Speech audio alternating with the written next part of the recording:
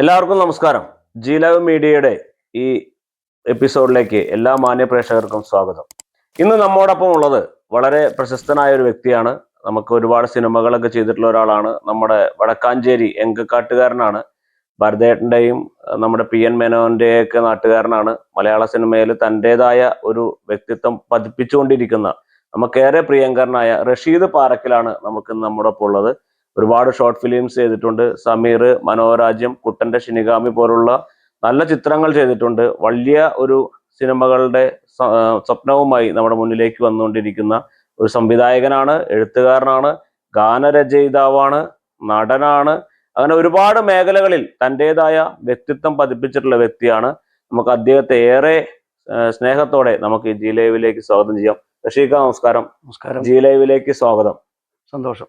ഒരുപാട് സിനിമകളൊക്കെ ചെയ്ത് ഇങ്ങനെ നല്ലൊരു പവറിൽ നിൽക്കുകയാണ് ഇപ്പോൾ.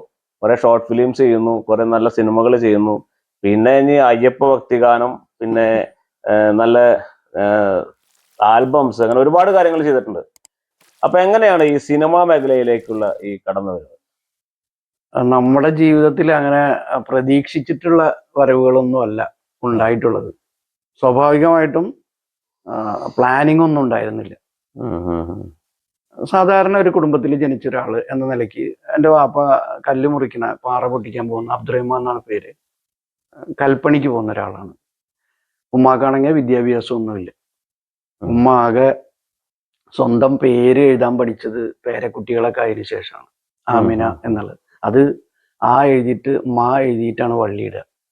അല്ല, എഴുതിയിട്ടാണ് വള്ളിയിടുക. ആമിനയുടെ വള്ളി എവിടെ ഉണ്ടെന്ന് ഉമ്മാക്ക് ഇപ്പോഴും അറിയില്ല.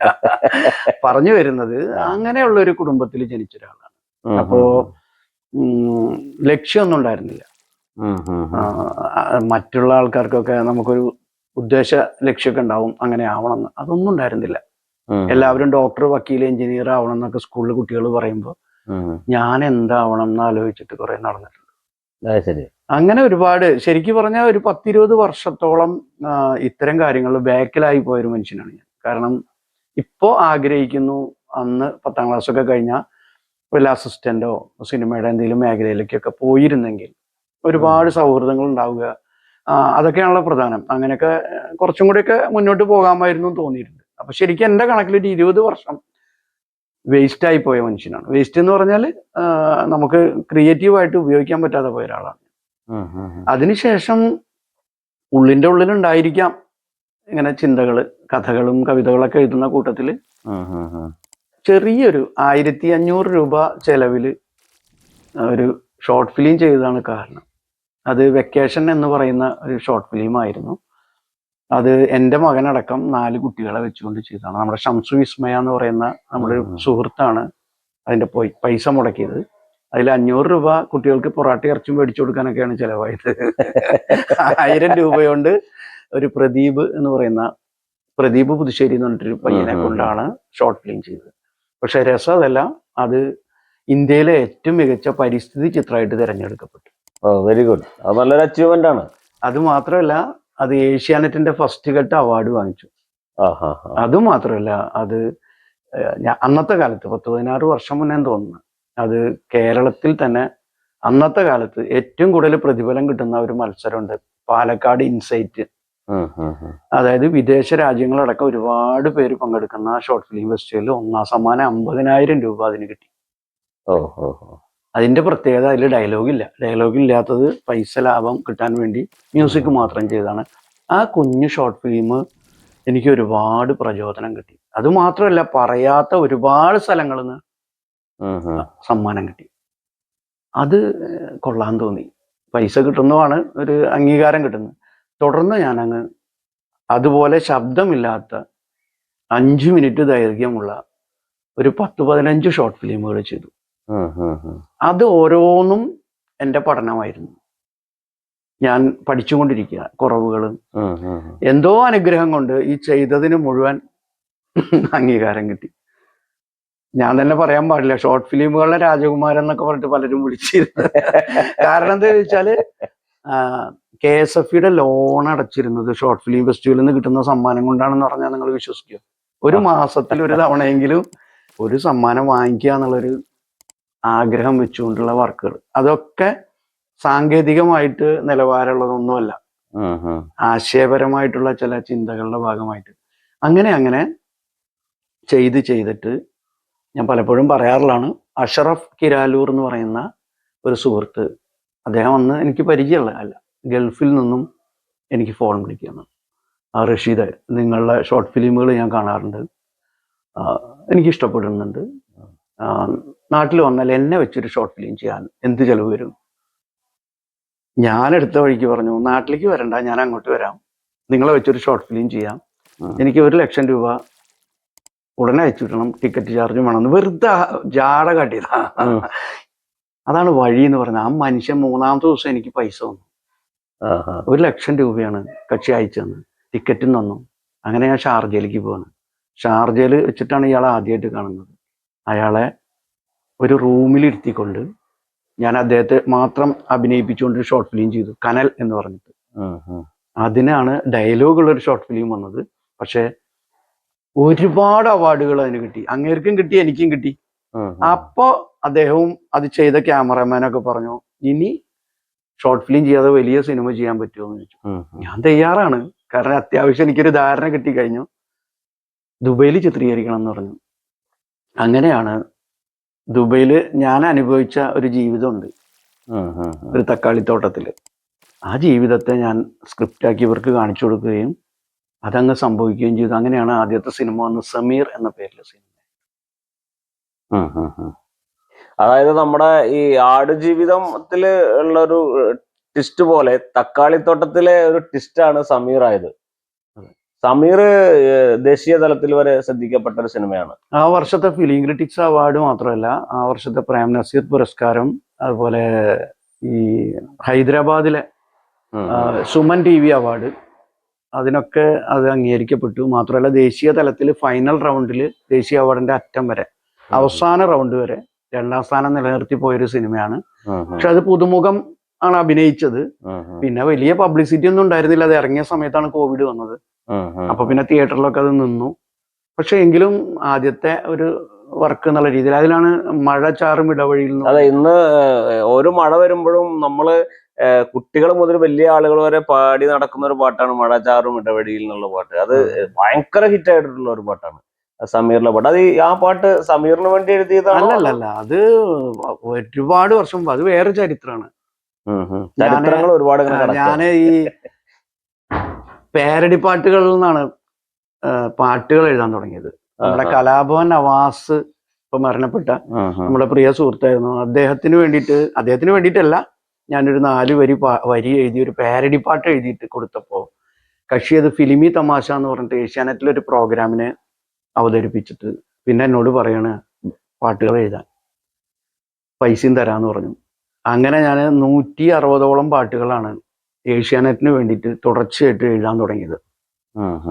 ഏഷ്യാനെറ്റിന്റെ 100ാമത്തെ ദിവസം ഈ പരിപാടിയിൽ ആരാണ് പാട്ട് എഴുതുന്നതെന്ന് ചോദ്യം വന്നിട്ട് എന്നെ അദ്ദേഹം പരിചയപ്പെടുത്തിയിരുന്നു. തുടർന്ന് ഞാൻ HNC-ക്കാര് അതിന് സെലക്ട് ചെയ്തിട്ട് 100 പാട്ടുകൾ ഒരു പുസ്തക രൂപത്തിലാക്കി പ്രസിദ്ധീകരിച്ചു. 10 രൂപ വരുന്നൊരു പുസ്തകം ഉണ്ടല്ലോ ട്രെയിനിലൊക്കെ കിട്ടുന്നത്, അതാണ് എൻ്റെ ആദ്യത്തെ പുസ്തകം. പറഞ്ഞു വരുന്നത്, പാരഡി പാട്ടുകൾ എഴുതി ഈ 160 പാട്ട് അവിടെ എഴുതുമ്പോൾ വേറെ 160 പാട്ട് ഇദ്ദേഹം സെലക്ട് ചെയ്യാതെ എൻ്റെ കയ്യിലുണ്ടാവും. ശരി. അപ്പൊ ഞാൻ ഒരു വലിയൊരു പുസ്തകത്തിൽ അന്നത്തെ സമയത്ത് മലയാളത്തിലെ ഒട്ടുമിക്ക പാട്ടുകൾ ഞാൻ കൊന്നിട്ടുണ്ട്. പക്ഷെ അതൊക്കെ ഒരു സറ്റയർ എന്നുള്ള രീതിയിലാണ്, ആക്ഷേപഹാസ്യം, അങ്ങനെയാണ് എഴുതിയത്. ഇപ്പൊ ഒരു ഉദാഹരണം പറഞ്ഞാൽ, കണ്ണുനീർ വറ്റിയിട്ടും സീരിയൽ കാണുന്ന അമ്മ പെങ്ങന്മാരെ അഭിനന്ദനം, ആ പാട്ടില്ലേ, പുരാണ പൈങ്കിളി കഥകളിരമ്പും സ്വീകരണ മുറിയിലെ പെട്ടി, TV ഒരു കണ്ണീരു നിറച്ചുള്ള പെട്ടി, കാണരുത് കണ്ടു കുടുങ്ങരുത് എന്നൊക്കെ പറഞ്ഞിട്ടുള്ള ഇതൊക്കെ നവാസ് വളരെ മനോഹരമായിട്ട് വിദേശത്തും നാട്ടിലൊക്കെ അവതരിപ്പിക്കാറുണ്ടായിരുന്നു. അങ്ങനെയുള്ള ഓരോ കണ്ടന്റുകളായിരുന്നു. ഈ പാട്ടുകളൊക്കെ എഴുതിയത് റഷീദ് പാറക്കല എന്നുള്ളത് പല ആൾക്കാർക്കും അറിയില്ലെന്ന് എനിക്ക് തോന്നണേട്ടോ. അതിപ്പോ പിന്നാമ്പുറത്ത് നിൽക്കുന്ന ആൾക്കാരെ സംബന്ധിച്ച് പല പാട്ടുകൾ എഴുത്തുകാരെ ആരാന്നൊന്നും ശ്രദ്ധിക്കില്ല. ഇപ്പൊ മണിയുടെ പാട്ട് തന്നെ വേറെ ആൾക്കാരെ എഴുതിയിരുന്നത് എന്ന് കുറച്ചു പേരല്ലേ ശ്രദ്ധിച്ചു. ആരുടെയും കുറ്റമൊന്നുമില്ല. നമ്മളിപ്പോ അത് ആരാണ് അവതരിപ്പിക്കുന്നത് എന്ന് നോക്കുന്നു മാത്രം. ശരിക്കും അത് എഴുതിയ ആളെ ശരിക്കും ശ്രദ്ധിക്കണ്ടേ? അതിപ്പോ നമ്മൾ ചെയ്യുന്നില്ലല്ലോ. ഇതിപ്പോ ഒരു സിനിമ കാണുമ്പോൾ മമ്മൂട്ടിയുടെ മോഹൻലാലിന്റെ എന്നൊക്കെ അല്ലാതെ അതിന്റെ പിറകിലെ ഡയറക്ടർമാരെ വളരെ അപൂർവം പേരല്ലേ ശ്രദ്ധിക്കുക. അതിന്റെ തിരക്കഥാകൃത്ത് ആരാന്നോ, അത് ഉരുവം കൊണ്ടത് എവിടുന്ന ആദ്യം ഒരു എഴുത്തുകാരന്റെയാണ്. എത്ര എഴുത്തുകാരെ നമ്മൾ നോട്ട് ചെയ്യുന്നുണ്ട്. അപ്പോ പ്രസന്റ് നമ്മൾ കാണുന്നവരെയല്ലേ ശ്രദ്ധിക്കുക. അങ്ങനെ തോന്നിയിട്ടുണ്ടോ? വേണ്ട രീതിയിൽ ശ്രദ്ധിക്കപ്പെട്ടിട്ടില്ല എന്ന് എപ്പോഴും തോന്നിയിട്ടുണ്ട്? അങ്ങനെയൊന്നുമില്ല. ഇത് സ്വാഭാവികമായിട്ടുള്ള ഒരു രീതിയാണത്. അത് ഞാൻ ഇപ്പോ വേറൊരു ഹിറ്റായൊരു പാട്ടിന്റെ എഴുത്തുകാരൻ ആരാന്ന് എന്നോട് ചോദിച്ചാൽ ഞാൻ ആരാന്ന് ചോദിക്കില്ലേ. അത് പാട്ട് പാടിയത് ആരാന്ന് ചിലപ്പോ മനസ്സിലായെന്ന് വരും. റഷീഖ, ഇപ്പൊ നമ്മളിപ്പോ എങ്കക്കാടിനെ കുറിച്ച് പറയുകയാണെങ്കിൽ ഭരതൻ, PN മേനോൻ, അതുപോലെ ഒടുവിൽ ഉണ്ണികൃഷ്ണൻ, ഒരുപാട് വലിയ വലിയ കലാകാരന്മാര് മലയാള സിനിമയ്ക്ക് സംഭാവന ചെയ്ത നാടാണ്. അപ്പൊ ആ നാട്ടുകാരൻ എന്ന നിലയിൽ അവരെയൊക്കെ ജീവിതത്തിൽ ഏതെങ്കിലും തരത്തിൽ സ്വാധീനിച്ചിട്ടുണ്ടോ? സ്വാഭാവികമായിട്ടും നമ്മളൊക്കെ പറയുന്ന പോലെ ഭരതേട്ടനെ നമുക്കൊക്കെ ഇഷ്ടമാണ്. അദ്ദേഹത്തിന്റെ സിനിമയുടെ ഫ്രെയിമുകൾ ഇഷ്ടമാണ്. ഞാന് അത് ഏത് തരത്തിൽ വ്യാഖ്യാനിക്കപ്പെടുന്ന അറിയില്ല. എനിക്ക് അദ്ദേഹത്തിന്റെ ഒരു അനുഗ്രഹം കിട്ടിയിട്ടുണ്ട് ഭരതേട്ടന്റെ. വളരെ നല്ല കാര്യമാണ് അല്ലേ? അത് രണ്ട് തരത്തിലാണ്. ഒന്ന്, ഞാൻ ചിലയിടത്ത് അങ്ങനെ പറഞ്ഞിട്ടുണ്ട് ഒരു കുസൃതി പോലെ, മറ്റാരും പോകാത്തൊരു യാത്ര ഭരതേട്ടൻ്റെ ഒപ്പം ഞാൻ പോയിട്ടുണ്ട്. ലോകത്ത് ആരും പോവാത്തൊരു യാത്ര. അതേത് യാത്രയാണല്ലോ? ഇതുവരെ വെളിപ്പെടുത്താത്ത യാത്ര, ജി ലൈവിലൂടെ വെളിപ്പെടുത്തുക. അദ്ദേഹം ജീവിച്ചിരിക്കുമ്പോഴല്ല, മരിച്ചിട്ടുമല്ല. ജീവിച്ചിരിക്കുമ്പോഴല്ല, മരിച്ചിട്ടല്ലാത്ത യാത്ര എന്താന്നുള്ളതാണ്. അതായത് ഞാൻ കേരളവർമ്മ വായനശാലയില് കമ്മിറ്റി അംഗമായിരുന്ന സമയത്ത് ഈ ഭരതേട്ടന്റെ മരണവാർഷികത്തിനോടനുബന്ധിച്ച് തൃശ്ശൂർ കൊണ്ടുപോകാൻ ഒരു പ്രതിമ അനാച്ഛാദനം ചെയ്യാൻ വേണ്ടി അദ്ദേഹത്തിന്റെ ഒരു പ്രതിമ ഉണ്ടാക്കി ഇവിടുന്ന്. ആ പ്രതിമ ഒരു പെട്ടി ഓട്ടോറിക്ഷ പോലുള്ളൊരു സംഭവത്തിൽ കെട്ടി വെച്ചിട്ടാണ് അങ്ങോട്ട് കൊണ്ടുവന്നത്. ആ ഓട്ടോറിക്ഷയിൽ ആ പ്രതിമ വീഴാതിരിക്കാൻ കയറിയിരുന്നത് ഞാനാണ്. അങ്ങനെ അദ്ദേഹത്തിനെ ചേർത്ത് പിടിച്ചുകൊണ്ട് ഞാൻ തൃശ്ശൂർ ചേർത്ത് പിടിച്ചിട്ട് ആ പോകുന്ന പോക്കില് ഞാൻ അദ്ദേഹത്തോട് ചോദിച്ചു, എന്നെ ഓർമ്മയുണ്ടോന്ന് ചോദിച്ചു. ഈ പ്രതിമയോട്? ഭരതേട്ടനോട്. എനിക്കത് ഭരതേട്ടനാണ്. അപ്പൊ അദ്ദേഹത്തോട് ഓർമ്മയുണ്ടോന്ന് ചോദിച്ചു. അപ്പൊ ആ കക്ഷി എന്നെ ഒന്ന് നോക്കി. അപ്പൊ ഞാൻ പറഞ്ഞു, പണ്ട് സ്കൂളിൽ പഠിക്കുന്ന സമയത്ത് കേളി എന്ന് പറയുന്ന ഒരു സിനിമ ചിത്രീകരിക്കുകയാണ് വടക്കാഞ്ചേരിയിൽ, വീടിന്റെ പരിസരത്ത്. അപ്പോ ജയറാം കാലില്ലാത്തൊരു വ്യക്തിയാണ് അതില്. അപ്പൊ അദ്ദേഹം കാല് മടക്കി വെച്ചുകൊണ്ട് ഒരു തോർത്തുമുണ്ട് എടുത്തിട്ട് അദ്ദേഹത്തിന്റെ ഭരതേട്ടന്റെ വീടിന്റെ പരിസരത്ത് ഒരു കുളത്തിൽ നിന്ന് കയറി വരുന്ന ഒരു രംഗമാണ് ചിത്രീകരിക്കുന്നത്. ആ സമയത്ത് ഞാൻ സ്കൂളിൽ നിന്ന് വന്നിട്ട് ഇതിന്റെ ഉള്ളിലൂടെ, അതായത് ക്യാമറ വെക്കാൻ സ്റ്റാൻഡിന്റെ അടിയിൽ കൂടെ നോക്കാം അവരെ കാണാൻ, കുളത്തുനിന്ന് കയറി വരുന്നത്. അവിടെ ഒരു എന്താണ് എന്തെന്നാ അതിന് പറയാ, അമ്പലത്തിന്റെ ആ കുളത്തിന്റെ മുൻഭാഗത്തായിട്ട് ഒരു ചെറിയൊരു സെറ്റപ്പ് ഉണ്ട്. വീട്ടിൽ അങ്ങോട്ട് കിടക്കുന്ന പടിപ്പുര. ആ പടിപ്പുരയുടെ ഫ്രെയിം മുഴുവൻ ഇവരൊക്കെ നിറഞ്ഞു നിൽക്കുന്നതുകൊണ്ട് താഴ്ത്തേക്ക് നോക്കി. അപ്പൊ അന്ന് മോണിറ്ററും പരിപാടികളൊന്നും ഇല്ലല്ലോ. അപ്പൊ ഇദ്ദേഹം ഒരു 3-4 സ്റ്റെപ്പ് കഴിഞ്ഞപ്പോ ഭരതേട്ടൻ കട്ട് പറഞ്ഞു. എന്നിട്ട് ക്യാമറ ആംഗിൾ മാറ്റി വെച്ചു. ഈ സമയത്ത് ജയറാം കാല് നിവർത്തി കുറച്ച് സംസാരിച്ചു നിന്ന് ആക്ഷൻ പറഞ്ഞപ്പോ ഇത് മടക്കി ശരിയാക്കി. അപ്പൊ തോളിലൊരു തോർത്തുമുണ്ടുണ്ട്. ഈ തോർത്തുമുണ്ടിന്റെ തല തെറ്റിപ്പോയി. അതായത് ആദ്യം 2 തലയും ഫ്രണ്ടിലേക്കായിരുന്നു. അദ്ദേഹം വർത്താനൊക്കെ പറഞ്ഞിട്ടത് ഈ 2 തലയും ബാക്കിലും ഇതും മടക്ക് മുന്നിലായിരുന്നു.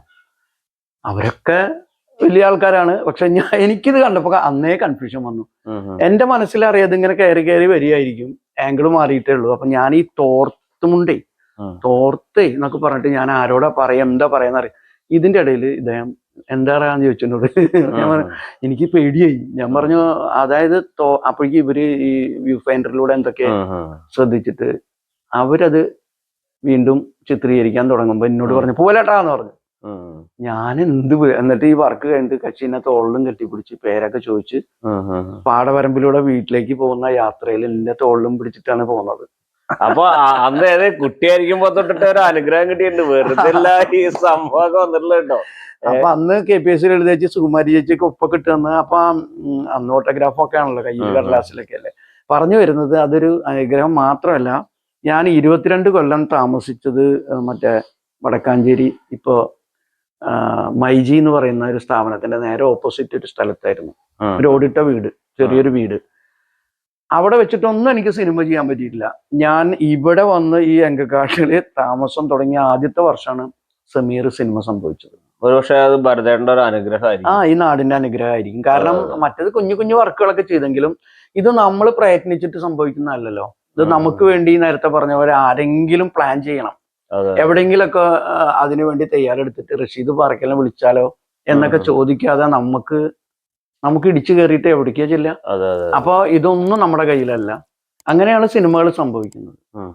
അതായത് ഇപ്പൊ നമ്മൾ ഈ കുട്ടിക്കാലത്തെ ഒരു ഇൻസിഡന്റ് പറഞ്ഞല്ലോ, ഭരതേട്ടന്റെ കേളി എന്ന് പറഞ്ഞ സിനിമയിൽ അപ്പൊ അന്ന് മുതലേ ഈ ഒരു സിനിമ അല്ലെങ്കിൽ അങ്ങനത്തെ ഒരു സാധനം അന്ന് മുതലേ കുട്ടിക്കാലം മുതലേ ഉള്ളിലുണ്ട് അല്ലെ? അറിയില്ല, അങ്ങനെ ഉണ്ടോന്നൊന്നും എനിക്കറിയില്ല. അത് ചിലപ്പോ ഇപ്പൊ ചിന്തിച്ചപ്പോ എനിക്ക് തോന്നിയത്, ഞാൻ നിഴലില് ഈ ചിത്രങ്ങൾ വെട്ടിയിട്ട് ഈർക്കിളി കൊണ്ട് വെച്ചിട്ട് കഥയൊക്കെ ഉണ്ടാക്കിയിട്ട് ഇവർക്ക് കാണിച്ചു കൊടുക്കാറുണ്ട്, കുട്ടികൾ, എന്റെ അനിയനീയത്തിക്കൊക്കെ.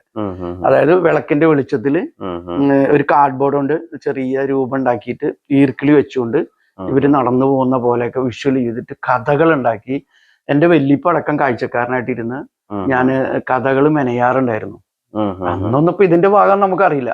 അതിനുശേഷം സ്കൂളിൽ നിന്ന് പൂച്ച പോലീസ് ബൈക്കിലിരിക്കുന്ന ചിത്രം വരച്ചു കൊടുത്തിട്ട് കണക്ക് ബുക്കിന്റെ പേജിന്റെ നടു പേജ് കൂട്ടുകാരെടുന്ന് മേടിച്ചിട്ട് പൂമ്പാറ്റ ബാലരമ പോലെയുള്ള ആനുകാലിക പ്രസിദ്ധീകരണങ്ങളെ പോലെ ആഴ്ചയിൽ ഒരിക്കൽ ഞാൻ കഥകൾ എഴുതിയിട്ട് ഇവർക്ക് വായിക്കാൻ കൊടുക്കാറുണ്ട്. അത് തുടർച്ചയായിട്ട് എഴുതിയ ചില കഥകൾ പിന്നീട് ഞാൻ നോവലാക്കിയിട്ടുണ്ട്. എന്റെ ആദ്യത്തെ കഥ ചന്ദ്രനിലേക്ക് ഒരു എലി പോയതാ, ചിന്നന്തി ഗ്രേറ്റ് എന്ന് പറഞ്ഞിട്ട്. അത് അന്ന് ഇവർക്ക് വായിക്കാൻ വേണ്ടി ചെയ്തു കൊടുത്തിട്ടുള്ളതാണ്. അത് ശരി. അപ്പൊ കുട്ടിക്കാലം മുതലേ ഒരു സിനിമാക്കാരനുണ്ട്, ഒരു കഥാകാരനുണ്ട്, ഒരു പാട്ടുകാരനുണ്ട്, അതൊക്കെ ഉള്ളിൽ തന്നെ കിടക്കുന്നുണ്ട്. ഇപ്പൊ ഈ സിനിമയിലേക്ക് വരുമ്പോ, ഇപ്പൊ സമീർ ചെയ്തു, മനോരാജൻ ചെയ്തു, കുട്ടന്റെ ഷിനിഗാമി ചെയ്തു, 3 സിനിമകൾ ചെയ്തു, ഒരുപാട് ഷോർട്ട് ഫിലിംസ് ചെയ്തു. അപ്പൊ ഈ സമീർ ദേശീയ തലത്തിൽ വരെ ശ്രദ്ധിക്കപ്പെട്ടു. കുട്ടന്റെ ഷിനിഗാമി വളരെ വ്യത്യസ്തമായ ഒരു സിനിമയായിരുന്നു. എനിക്ക് തോന്നുന്നു വളരെ ഹ്യൂമർ സെൻസ് ഉള്ള ഒരു സിനിമയായിരുന്നു, വളരെ വ്യത്യസ്തമായ സിനിമയായിരുന്നു. ഞാൻ പലപ്പോഴും ശ്രദ്ധിച്ചിട്ടുള്ള റഷീദ്ക്കാട് ഉള്ളിൽ ഒരു വലിയ ഹ്യൂമർ സെൻസ് ഉള്ള മനുഷ്യനുണ്ടെന്ന് തോന്നിയിട്ടുണ്ട്. അല്ലെങ്കിൽ വീട്ടിൽ വെള്ളം കയറിയ സാധനം ഒരു ഷോർട്ട് ഫിലിം ആക്കിയിട്ട് ആൾക്കാരെ ചിരിപ്പിക്കാന്ന് ഒരാൾക്കും പറ്റില്ല. കാരണം ആളുകളുടെ ഉള്ളിൽ വീട്ടിൽ വെള്ളം കയറുമ്പോൾ അയ്യോ എന്റെ വീട്ടിൽ വെള്ളം കയറി, എന്റെ ഭഗവാൻ എന്റെ വീട് മുങ്ങിപ്പോയി എന്നുള്ള ടെൻഷൻ അതിനെ വളരെ വളരെ സിമ്പിൾ ആയിട്ടൊരു തമാശയായിട്ട് കണ്ടിട്ടുണ്ട്. അത് ഒന്ന് നമ്മള് എന്റെ ഫാമിലി അടക്കം കുടുംബത്തെ കാണുന്നത്, ജീവിതത്തെ കാണുന്നത് വലിയ ഗൗരവമായിട്ടൊന്നുമില്ല. വാപ്പ അങ്ങനെ പഠിപ്പിച്ചിട്ടുണ്ട്. നിസ്സാരം. കാരണം വാപ്പയും ഉമ്മയും പ്രേമിച്ച് കല്യാണം കഴിച്ചാന്ന് ഞങ്ങളോട് പറഞ്ഞിട്ടുണ്ട്. അതായത് അതുപോലെ എനിക്ക് ഒരു പെൺകുട്ടീനെ ഇഷ്ടമാണെന്ന് പറഞ്ഞപ്പോ സ്ത്രീധനം പരിപാടിയൊന്നും ഇല്ലാത്ത ഒരു കുടുംബത്തിൽ നിന്നാണ് നീ കെട്ടിക്കടാ, നീയല്ലേ ജീവിക്കണത് എന്നൊക്കെ പറയുന്ന ജീവിതത്തെ മൊത്തം ആ രീതിയിൽ കാണുന്ന വ്യക്തികളാണ്. അപ്പൊ അതുകൊണ്ട് തന്നെ ഇത് വലിയ ടെൻഷൻ അടിച്ച് ജീവിക്കേണ്ടതൊന്നുമല്ല. ഞാൻ എവിടെ വായിച്ചിട്ടുണ്ട് 2 വൈക്കോലിന്റെ കഷ്ണങ്ങൾ വെള്ളത്തിലൂടെ ഒഴുകി പോകുന്ന ഒരു കഥ. അതിലൊരു വൈക്കോലിന്റെ കഷ്ണത്തിന്റെ വിചാരം കുറെ പോയ വെള്ളച്ചാട്ടത്തിൽ വീണ് പോവും എന്ന് വിചാരിച്ചിട്ട് ഈ ഒഴുകണ വെള്ളത്തിനെ തടയാൻ ശ്രമിക്കുക. ഭയങ്കര ടെൻഷൻ അടിച്ച് വെള്ളത്തിൽ പോയി. മറ്റേ വൈക്കോലിന്റെ കഷ്ണമാണെങ്കിലോ, ഞാനാണ് ഈ വെള്ളത്തെ ഒഴുക്കണത് എന്നുള്ള ഭാവത്തിൽ പുറത്തെ കാഴ്ചകളെ കണ്ട് വളരെ ആഹ്ലാദിച്ചിട്ടും വെള്ളത്തിൽ അവിടെ ചെന്ന് ചാടി. എങ്ങനെ പോയാലും അവിടെ എത്തും. അപ്പോ ഈ നിമിഷം നന്നായാൽ ഈ ദിവസം നന്നായി എന്ന് പറയും. ഈ ദിവസം നന്നായി, ഈ വർഷം നന്നായി, ഇത്രേ ഉള്ളൂ. അപ്പോ ഉള്ള സമയത്ത് എന്താണ് അതിനെ പോസിറ്റീവായിട്ട് കാണാൻ ശ്രമിക്കുക. ടെൻഷൻ ഉണ്ടായിട്ട് എന്താണ് കാര്യം? നമ്മൾ സാക്ഷിയെ പോലെ കാണുക. ഞാൻ സ്കൂളിലൊക്കെ ക്ലാസ് ഇങ്ങനെ കുട്ടികളുമായിട്ട് സംവദിക്കാൻ മുമ്പ് പറയാറുണ്ട്, എത്ര കുട്ടികളുടെ വീട്ടിൽ അച്ഛനും അമ്മയും തമ്മിൽ വഴക്കടിക്കാറുണ്ട് എന്ന് ചോദിക്കുമ്പോൾ പെട്ടെന്ന് കുട്ടികൾ കൈപ്പൊക്കും. പെട്ടെന്ന് അവർക്കൊരു ചമ്മലുണ്ടാവും. ഞാൻ പറയും ഒരു കുഴപ്പമില്ല, സത്യം പറഞ്ഞില്ലേ, നിങ്ങൾ നാളെ മുതൽ ഒരു സീരിയലിന്റെ എപ്പിസോഡായിട്ട് കണ്ടു നോക്കും. അച്ഛനമ്മയും വഴക്കൂടുന്നത് മാറി നിന്നിട്ട് കണ്ടു നോക്കുക, ആസ്വദിക്കാൻ പറ്റും എന്ന് പറയും. ടെൻഷൻ അടിക്കാതെ ഇതൊരു സീരിയലാണെന്ന് കാണും. അപ്പോൾ അവരെത്രമാത്രം വഴക്കടിക്കുന്നുണ്ട് അതിനനുസരിച്ച് നമുക്ക് അതിന് ഇത് കിട്ടൂലേ എന്നൊക്കെ വിചാരിച്ച കുട്ടികളൊക്കെ ചിരിക്കും. അങ്ങനെ കണ്ടാൽ മതി ജീവിതത്തിൽ. എന്ത് പ്രശ്നം ഉണ്ടായാലും. ഞാൻ ചോദിച്ചത് ഈ കുട്ടന്റെ ഷിനിഗാമിയില് എനിക്ക് അതിനകത്ത് വളരെ വ്യത്യസ്തമായിട്ട് തോന്നിയിട്ടുള്ളത്, നമ്മള് കാലനൊക്കെ കാണുന്നു പോത്തും പുറത്തും മറ്റേ കൊമ്പൊക്കെ വെച്ച് ഗതൊക്കെ പിടിച്ച് ഇത് മറ്റേ കോട്ടും സൂട്ടും ഇട്ട് വരണൊക്കെ. അത് MT വാസുദേവൻ നായരൊക്കെ അവരൊക്കെ ചെയ്തതുപോലെ എന്നല്ല. പക്ഷെ എനിക്ക് കാലൻ എന്ന് പറയുമ്പോൾ നമ്മള് പപ്പൻ, പ്രിയപ്പെട്ട പപ്പൻ തിലകനെയാണ്. എനിക്ക് അതിനെ തിരിച്ചിട്ടാലോ എന്ന് ചോദിച്ചു. ഇന്ദ്രൻ സേട്ടനെ കാലനാക്കിയാലോ എന്നാണ് ആദ്യത്തെ. കോട്ടും സൂട്ടും ഇട്ടിട്ട് ഈ കൊമ്പും ഇതിലൊന്നും വരാത്ത ഒരു പെട്ടിയും കൈ പിടിച്ചു വരുന്ന അവരുടെ ഒരു ഐഡന്റിറ്റി നോക്കിയിട്ട് ആധാർ തമ്മിൽ ലിങ്ക് ചെയ്തിട്ട് മരിക്കണ ആളെ കണ്ടെത്താൻ പറ്റുന്ന ഒരു കാലനാണെങ്കിൽ ന്യൂജൻ കാലൻ. അത് നമ്മുടെ നാട്ടിലെ കാലനല്ല. നമ്മുടെ നാട്ടിലെ കാലൻ ആ നേരത്തെ യുദ്ധത്തിന്റെ ഏതോ ഒരു സ്ഥലത്ത് പോയിട്ട് പെട്ടുവരിക. അപ്പൊ ജപ്പാനിലുള്ള ഷിനിഗാമി എന്ന് പേരുള്ള ഒരു കാലൻ, അവര് കോവിഡ് സമയത്ത് പരിചയപ്പെട്ടതാ നമ്മുടെ നാട്ടിലെ കാലനും ആ കാലനും. നല്ല ആക്റ്റീവ് ആണെന്ന് മനസ്സിലായപ്പോ ഈ ജപ്പാനിലെ ഈ ഷിനിഗാമി എന്നുള്ള കാലനെ ഒരു ചീള് കേസ് പിടിക്കാൻ വേണ്ടിട്ട് വിട്ടയച്ചതാ. അതാണ് അങ്ങനെ എടുത്തോട്ട് അതാണ് കേരളത്തിലേക്ക് വന്നത്. അപ്പൊ ഇന്ദ്രൻസും ജാഫർ ഇടിക്കും വേണമെന്ന് നിർബന്ധമായിരുന്നു. ഈ ജാഫർ ഇടിക്കാണ് മരിച്ചു പോകുന്ന കുട്ടൻ, ഈ ഇന്ദ്രൻസ് ഏട്ടനാണ് കാലൻ. ഇവരല്ലാതെ ഞാനിത് ചെയ്യില്ല എന്നും പറഞ്ഞു.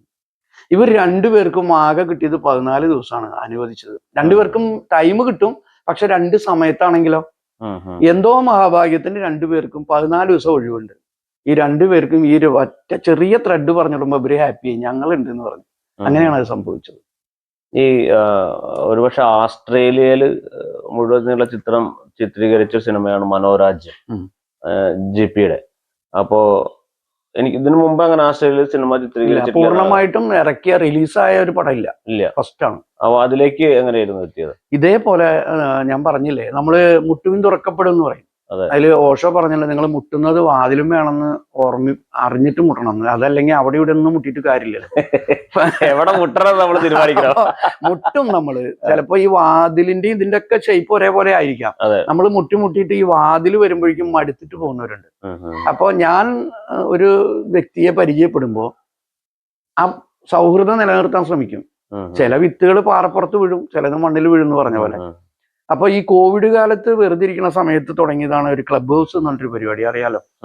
ഈ ക്ലബ് ഹൗസിൽ ഒരു ഗ്രൂപ്പിൽ ഞാൻ സജീവമായിട്ട് നിലനിന്നപ്പോ അതിലൊരു സുഹൃത്ത്, ഓസ്ട്രേലിയയിലുള്ള അനസ് എന്ന് പറയുന്ന ഒരു മലയാളി എന്നോട് ചോദിച്ചു, ഋഷിക നിങ്ങള് ഓസ്ട്രേലിയയിലേക്ക് വരികയാണെങ്കിൽ അവിടെ ചെയ്യാൻ പറ്റിയ കഥ ഉണ്ടോ ചോദിച്ചു. ഞാൻ ചന്ദ്രൻ എന്നൊരു പ്രൊഡ്യൂസർ വന്നിട്ട് ചന്ദ്രനിൽ ചെയ്യാൻ പറ്റിയ കഥ ചോദിച്ചാൽ ഓക്കെ എന്ന് പറയുന്ന ആളാണ്. ലോകത്തിലിപ്പോ ചൊവ്വയിൽ പോയി സിനിമ ചെയ്യേണ്ടി വന്നാലോ അതിനുള്ള കഥ എടുത്തിട്ടുണ്ട്, നമ്മൾ അതിനനുസരിച്ച് സെറ്റ് ആക്കും. അങ്ങനെ ഓസ്ട്രേലിയയിൽ ചെയ്യാനൊരു കഥ ഞാൻ അവർക്ക് അയച്ചു കൊടുക്കും, അവിടുത്തെ പരിമിതി വെച്ചുകൊണ്ട്. ഓക്കെ, അങ്ങനെ അതങ്ങോട്ട് സംഭവിക്കുന്നു. അങ്ങനെ ഞാൻ ആദ്യമായിട്ട് മെൽബൺ, ഈ ഓസ്ട്രേലിയ ഒക്കെ കാണുകയാണ്. അവിടെ ചെന്നപ്പോൾ മനസ്സിലായി എന്റെ കഥ പൊളിക്കണം. കാരണം എന്റെ കഥയിൽ ഗതികെട്ട ഒരു മനുഷ്യന്റെ കഥയാണ്. ഓസ്ട്രേലിയയിൽ ഗതികേടില്ല, റിച്ച്. അതായത് ഒരു നാടകം ചെയ്യാനൊക്കെ ആഗ്രഹിച്ചിട്ട് മറ്റുള്ളവരോട് ചോദിക്കുന്ന ഒരു നായകനാ.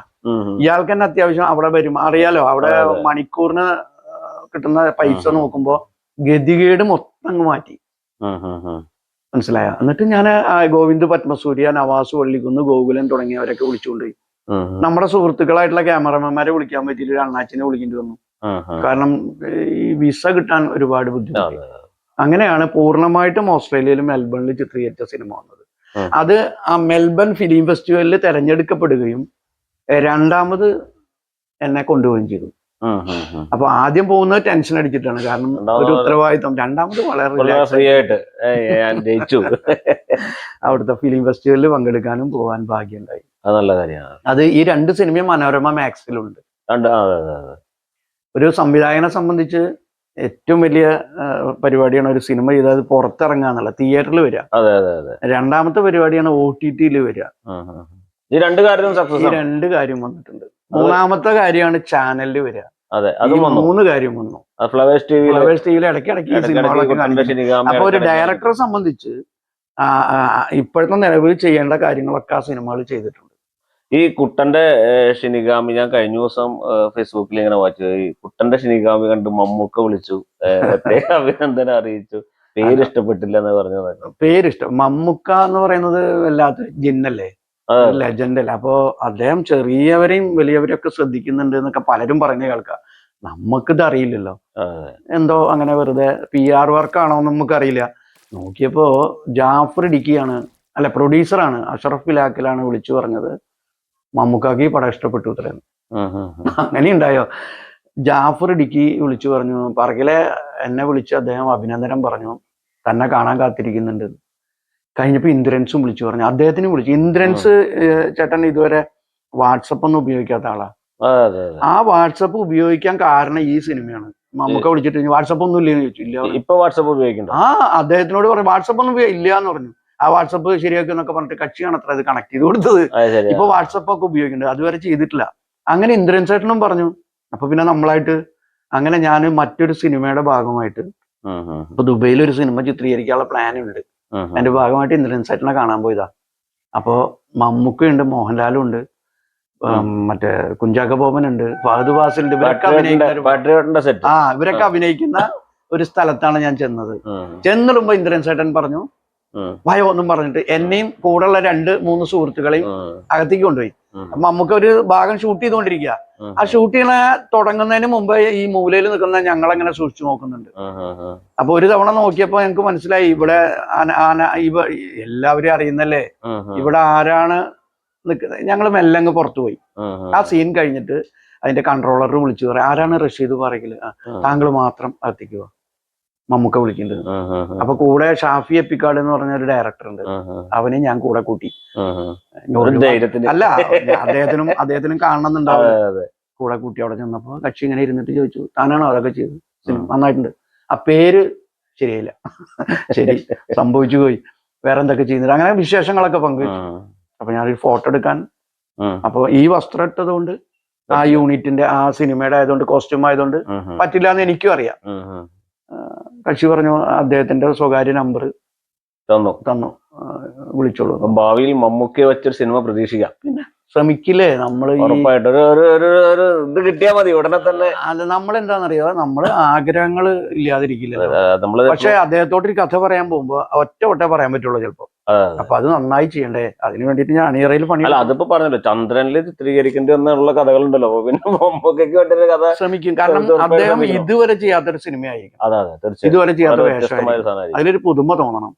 അതിനുവേണ്ടി ഞാൻ ശ്രമിക്കും, ഉറപ്പായിട്ടും ശ്രമിക്കണം. ഈ ഞാൻ പലപ്പോഴും പറയുന്ന ഒരു സാധനം, ഒരു മുത്തശ്ശനും കുട്ടിയും കൂടി ഒരു കുന്ന് കയറാൻ പോയി. അപ്പോ കുന്നിങ്ങനെ കയറുമ്പോ കുട്ടി ചിരിച്ചിട്ട് ചോദിച്ചു, മുത്തശ്ശൻ അതിന്റെ മുകളിലേക്ക് എത്തുമെന്ന്. മുത്തശ്ശൻ പറഞ്ഞു, എന്റെ മനസ്സ് ഞാൻ അവിടെ എത്തിച്ചിട്ടുണ്ട്, ശരീരമല്ലേ പതുക്കെ എത്തിക്കോളുന്നു എന്ന് പറഞ്ഞ പോലെ നമ്മൾ ലക്ഷ്യത്തിലേക്ക് മനസ്സിനെ കൊളുത്തിയിടുക. ഓൾറെഡി മമ്മൂക്കയിൽ കൊളുത്തി കഴിഞ്ഞു, ഇനി അവിടെ എത്തിക്കോളുന്നേ. അതെ, ശ്രമിച്ചാ നടക്കാത്ത എന്താ, ആഗ്രഹവും നമ്മളെ ഈ ആകാശത്തോളം മോഹിച്ചോളം കുന്നോളം കിട്ടുന്നല്ലോ പറഞ്ഞേക്കണം. നമ്മൾ ആകാശത്തിന് അപ്പുറത്തേക്ക് മോഹിക്കാൻ നമ്മള് അനാവശ്യമായിട്ടല്ല, നമ്മൾ അതിനു വേണ്ടിയിട്ട് പ്രയത്നിച്ചുകൊണ്ട് ശ്രമിക്കുക എന്നുള്ളതാണ്.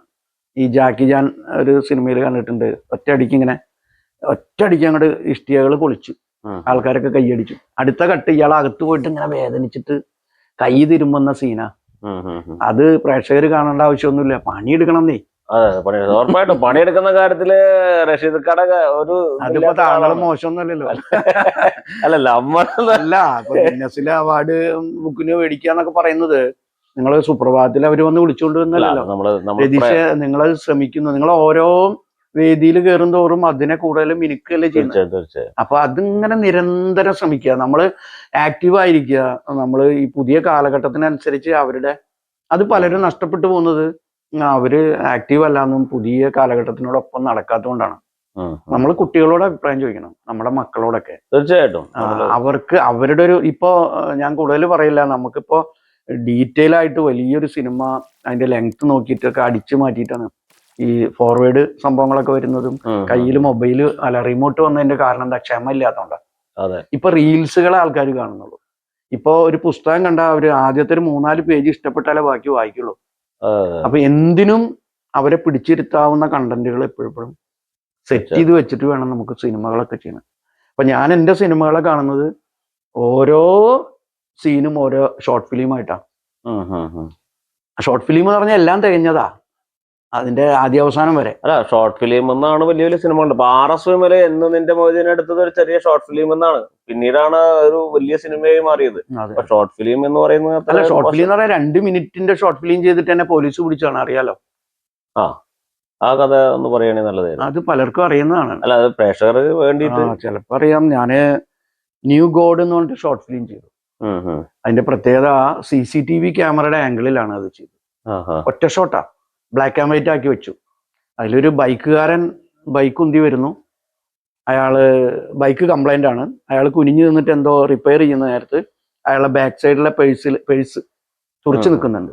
അപ്പൊ അതിലെ വരുന്നൊരു കള്ളൻ ആ പേഴ്സ് അങ്ങ് മോഷ്ടിച്ചിട്ട് അയാൾ തിരിഞ്ഞു നോക്കിയപ്പോ CCTV ക്യാമറയുടെ മുന്നിലാന്ന് മനസ്സിലായി. അയാള് ആ പേഴ്സ് തിരിച്ചു കൊടുത്ത് കൈ കൂപ്പിയിട്ട് കടന്നു പോവാണ്. ഷോർട്ട് ഫിലിം പലരും കണ്ടിട്ടുണ്ടാവും, ഭയങ്കര വൈറലായിരുന്നു. അത് അഭിനയിച്ച കള്ളൻ ഞാനായിരുന്നു. പക്ഷെ അതിന്റെ എൻഡ് ഭാഗം എൻ്റെ പേരും സംഭവങ്ങളും കട്ട് ചെയ്തിട്ട് ഇത് യഥാർത്ഥത്തിൽ സംഭവിച്ചതാണെന്ന് പറഞ്ഞ് അങ്ങ് കൊടുത്തു. അങ്ങനെ ചാനൽ മുഴുവൻ മലയാളത്തിലും ഇംഗ്ലീഷിലും അറബിയിലും തമിഴിലും വേണ്ട ജപ്പാൻ ടിവിയിലടക്കം അവര് അനുവാദം ചോദിച്ചിട്ട് ഇത് പ്രക്ഷേപണം ചെയ്യണ്ടായി. ഈ ചാനലിന്റെ പേര് ഞാൻ പറയുന്നില്ല. ആദ്യം കൊടുത്ത ചാനലുകാർ ക്ഷമ പറഞ്ഞുകൊണ്ട് വീട്ടിൽ വന്നിട്ട് എന്റെ അഭിമുഖം എടുത്തിട്ട് വീണ്ടും കൊടുത്തു. അപ്പോ നമ്മൾ പൊതുവെ ഈ റീച്ചിന് വേണ്ടിയിട്ട് ചെയ്യുന്ന പല കാര്യങ്ങളും യഥാർത്ഥമാണോ അല്ലേന്ന് അറിയാതെ നമ്മൾ ഷെയർ ചെയ്ത് കൊടുക്കില്ലേ. അതാണ് ഇപ്പൊ സമൂഹത്തിൽ സംഭവിച്ചുകൊണ്ടിരിക്കുന്ന പേരാണ് എന്നെ അടിയിൽ കമന്റ്, അവനെ തല്ലിക്കൊല്ലണം, അവൻ ആരാന്നറിയോ, അവനെ പിടിച്ച് അങ്ങനെ എന്നൊക്കെ പറഞ്ഞിട്ട് കമന്റ് വായിച്ച് ചിരിച്ചു തോറ്റു ഞാൻ. കാരണം അത് അഭിനയിച്ച് ഞാനായതുകൊണ്ടും എന്റെ ഷോർട്ട് ഫിലിം ഓൾറെഡി യൂട്യൂബിൽ ഞാൻ അപ്ലോഡ് ചെയ്തുകൊണ്ടും തെളിവുള്ളത് കൊണ്ടും ഞാൻ പിടിച്ചു നിന്നു. അല്ലെങ്കിൽ എനിക്കും ഇതേപോലെ മറ്റേ ആ പെൺകുട്ടി ആ കാരണം പോലെ നമുക്കും ടെൻഷൻ അടിക്കാനോ ആത്മഹത്യ ചെയ്യാനോ പറ്റിയൊരു സന്ദർഭം ഉണ്ടാക്കി തന്നാണ്. കാരണം തൊട്ട് മുന്നിൽ ട്രെയിൻ യാത്രയിലൊക്കെ തൊട്ട് മുന്നിലിരിക്കുന്ന ആൾക്കാർ മൊബൈൽ നോക്കിയിട്ട് എന്നെ നോക്കി എന്റെ വിചാരം ആ കള്ളനാന്ന് വിചാരിച്ച് എന്നെ പിടിക്കുമെന്നുള്ള ഭയം ഉണ്ടായിരുന്നു എനിക്ക് കുറച്ച്. റഷീഖ, നമ്മളിപ്പോ നേരത്തെ ഒരു CCTVയുടെ കാര്യം പറഞ്ഞപ്പോഴാണ് ഞാൻ ഓർത്തത്. അതായത് ചില സൃഷ്ടികള് ലോകത്തുണ്ടാവുമ്പോ ചിലപ്പോൾ ഭയങ്കരമായിട്ട് ഭയക്കേണ്ടി വരും. ഇപ്പൊ ഈ ആധുനിക കാലത്ത് ഈ കലയും സിനിമയും ഒക്കെ ഭയങ്കര ഈ ചർച്ച ചെയ്യപ്പെട്ടുകൊണ്ടിരിക്കുന്ന സമയമാണ്. പ്രത്യേകിച്ച് ഒരു പേരിടണ പ്രശ്നം, അല്ലെങ്കിൽ ഒരു കഥാപാത്രത്തിന്റെ പേരിൽ പ്രശ്നം. അപ്പൊ ഭാവിയിൽ വലിയ വലിയ സിനിമകൾ ചെയ്യാൻ താങ്കൾ ഉദ്ദേശിക്കുന്നുണ്ടല്ലോ. അപ്പോ ഇത്തരം സാഹചര്യങ്ങൾ എങ്ങനെയാണ് നോക്കിക്കാണുന്നത്? മൊത്തത്തില് ഉദ്ദേശം മനസ്സിലായില്ല. നമ്മുടെ ഇന്ത്യൻ സാഹചര്യമാണ്. ഇന്ത്യൻ സാഹചര്യം, ഇന്ത്യയാണല്ലോ, നമ്മൾ കേരളത്തിലാണ്, പ്രത്യേകിച്ചും കേരളത്തിലല്ല ഇന്ത്യയിലാണല്ലോ താമസിക്കുന്നത്. അല്ല, സാഹചര്യങ്ങള് സ്വാഭാവികമായിട്ടും മാറി മാറി വരും. അത് രാഷ്ട്രീയപരമായിട്ടും മറ്റ് പല കാരണങ്ങൾ കൊണ്ട് വരും. എങ്കിലും നമുക്ക് പറയാനുള്ളത് പറഞ്ഞു നോക്കുക എന്നുള്ളതാണ്. അതിപ്പോ പ്രത്യക്ഷമായിട്ട് ഒരാളെ അല്ലെങ്കിൽ ഒരു വിഭാഗത്തെ വേദനിപ്പിക്കാത്ത രീതിയിൽ പരമാവധി അതിന് ശ്രമിക്കുക. ചില കഥാപാത്രങ്ങളുടെ പേരിടുന്നതിൽ വരെ ഇപ്പൊ ചർച്ചാ വിഷയമായിക്കൊണ്ടിരിക്കുന്ന ഒരു കാലഘട്ടത്തിലൂടെയാണ്. തീർച്ചയായിട്ടും അത്തരം ഒരു ഏരിയയിലൂടെയാണ് നമ്മൾ നടന്നു പോകുന്നത്. ഇപ്പൊ ഞാൻ കുറച്ചു കാലം മുന്നേ വരെ ഒരു സിനിമയുടെ കഥ എഴുതുമ്പോൾ ഒരു മുസ്ലിം പേര് നായകനാവാൻ ഞാൻ തന്നെ എങ്ങനെ എഴുതുമ്പോൾ അത് വേണോ എന്ന് ചിന്തിക്കേണ്ട ഒരു ഘട്ടം വന്നു. അതായത് ഒരു നായകസ്ഥാനത്തേക്ക് അല്ലാതെ ഉപകഥാപാത്രങ്ങളായിട്ട് ആ പേരുകൾ മാറിപ്പോകുന്നൊരു ഘട്ടം ഉണ്ടായിരുന്നു.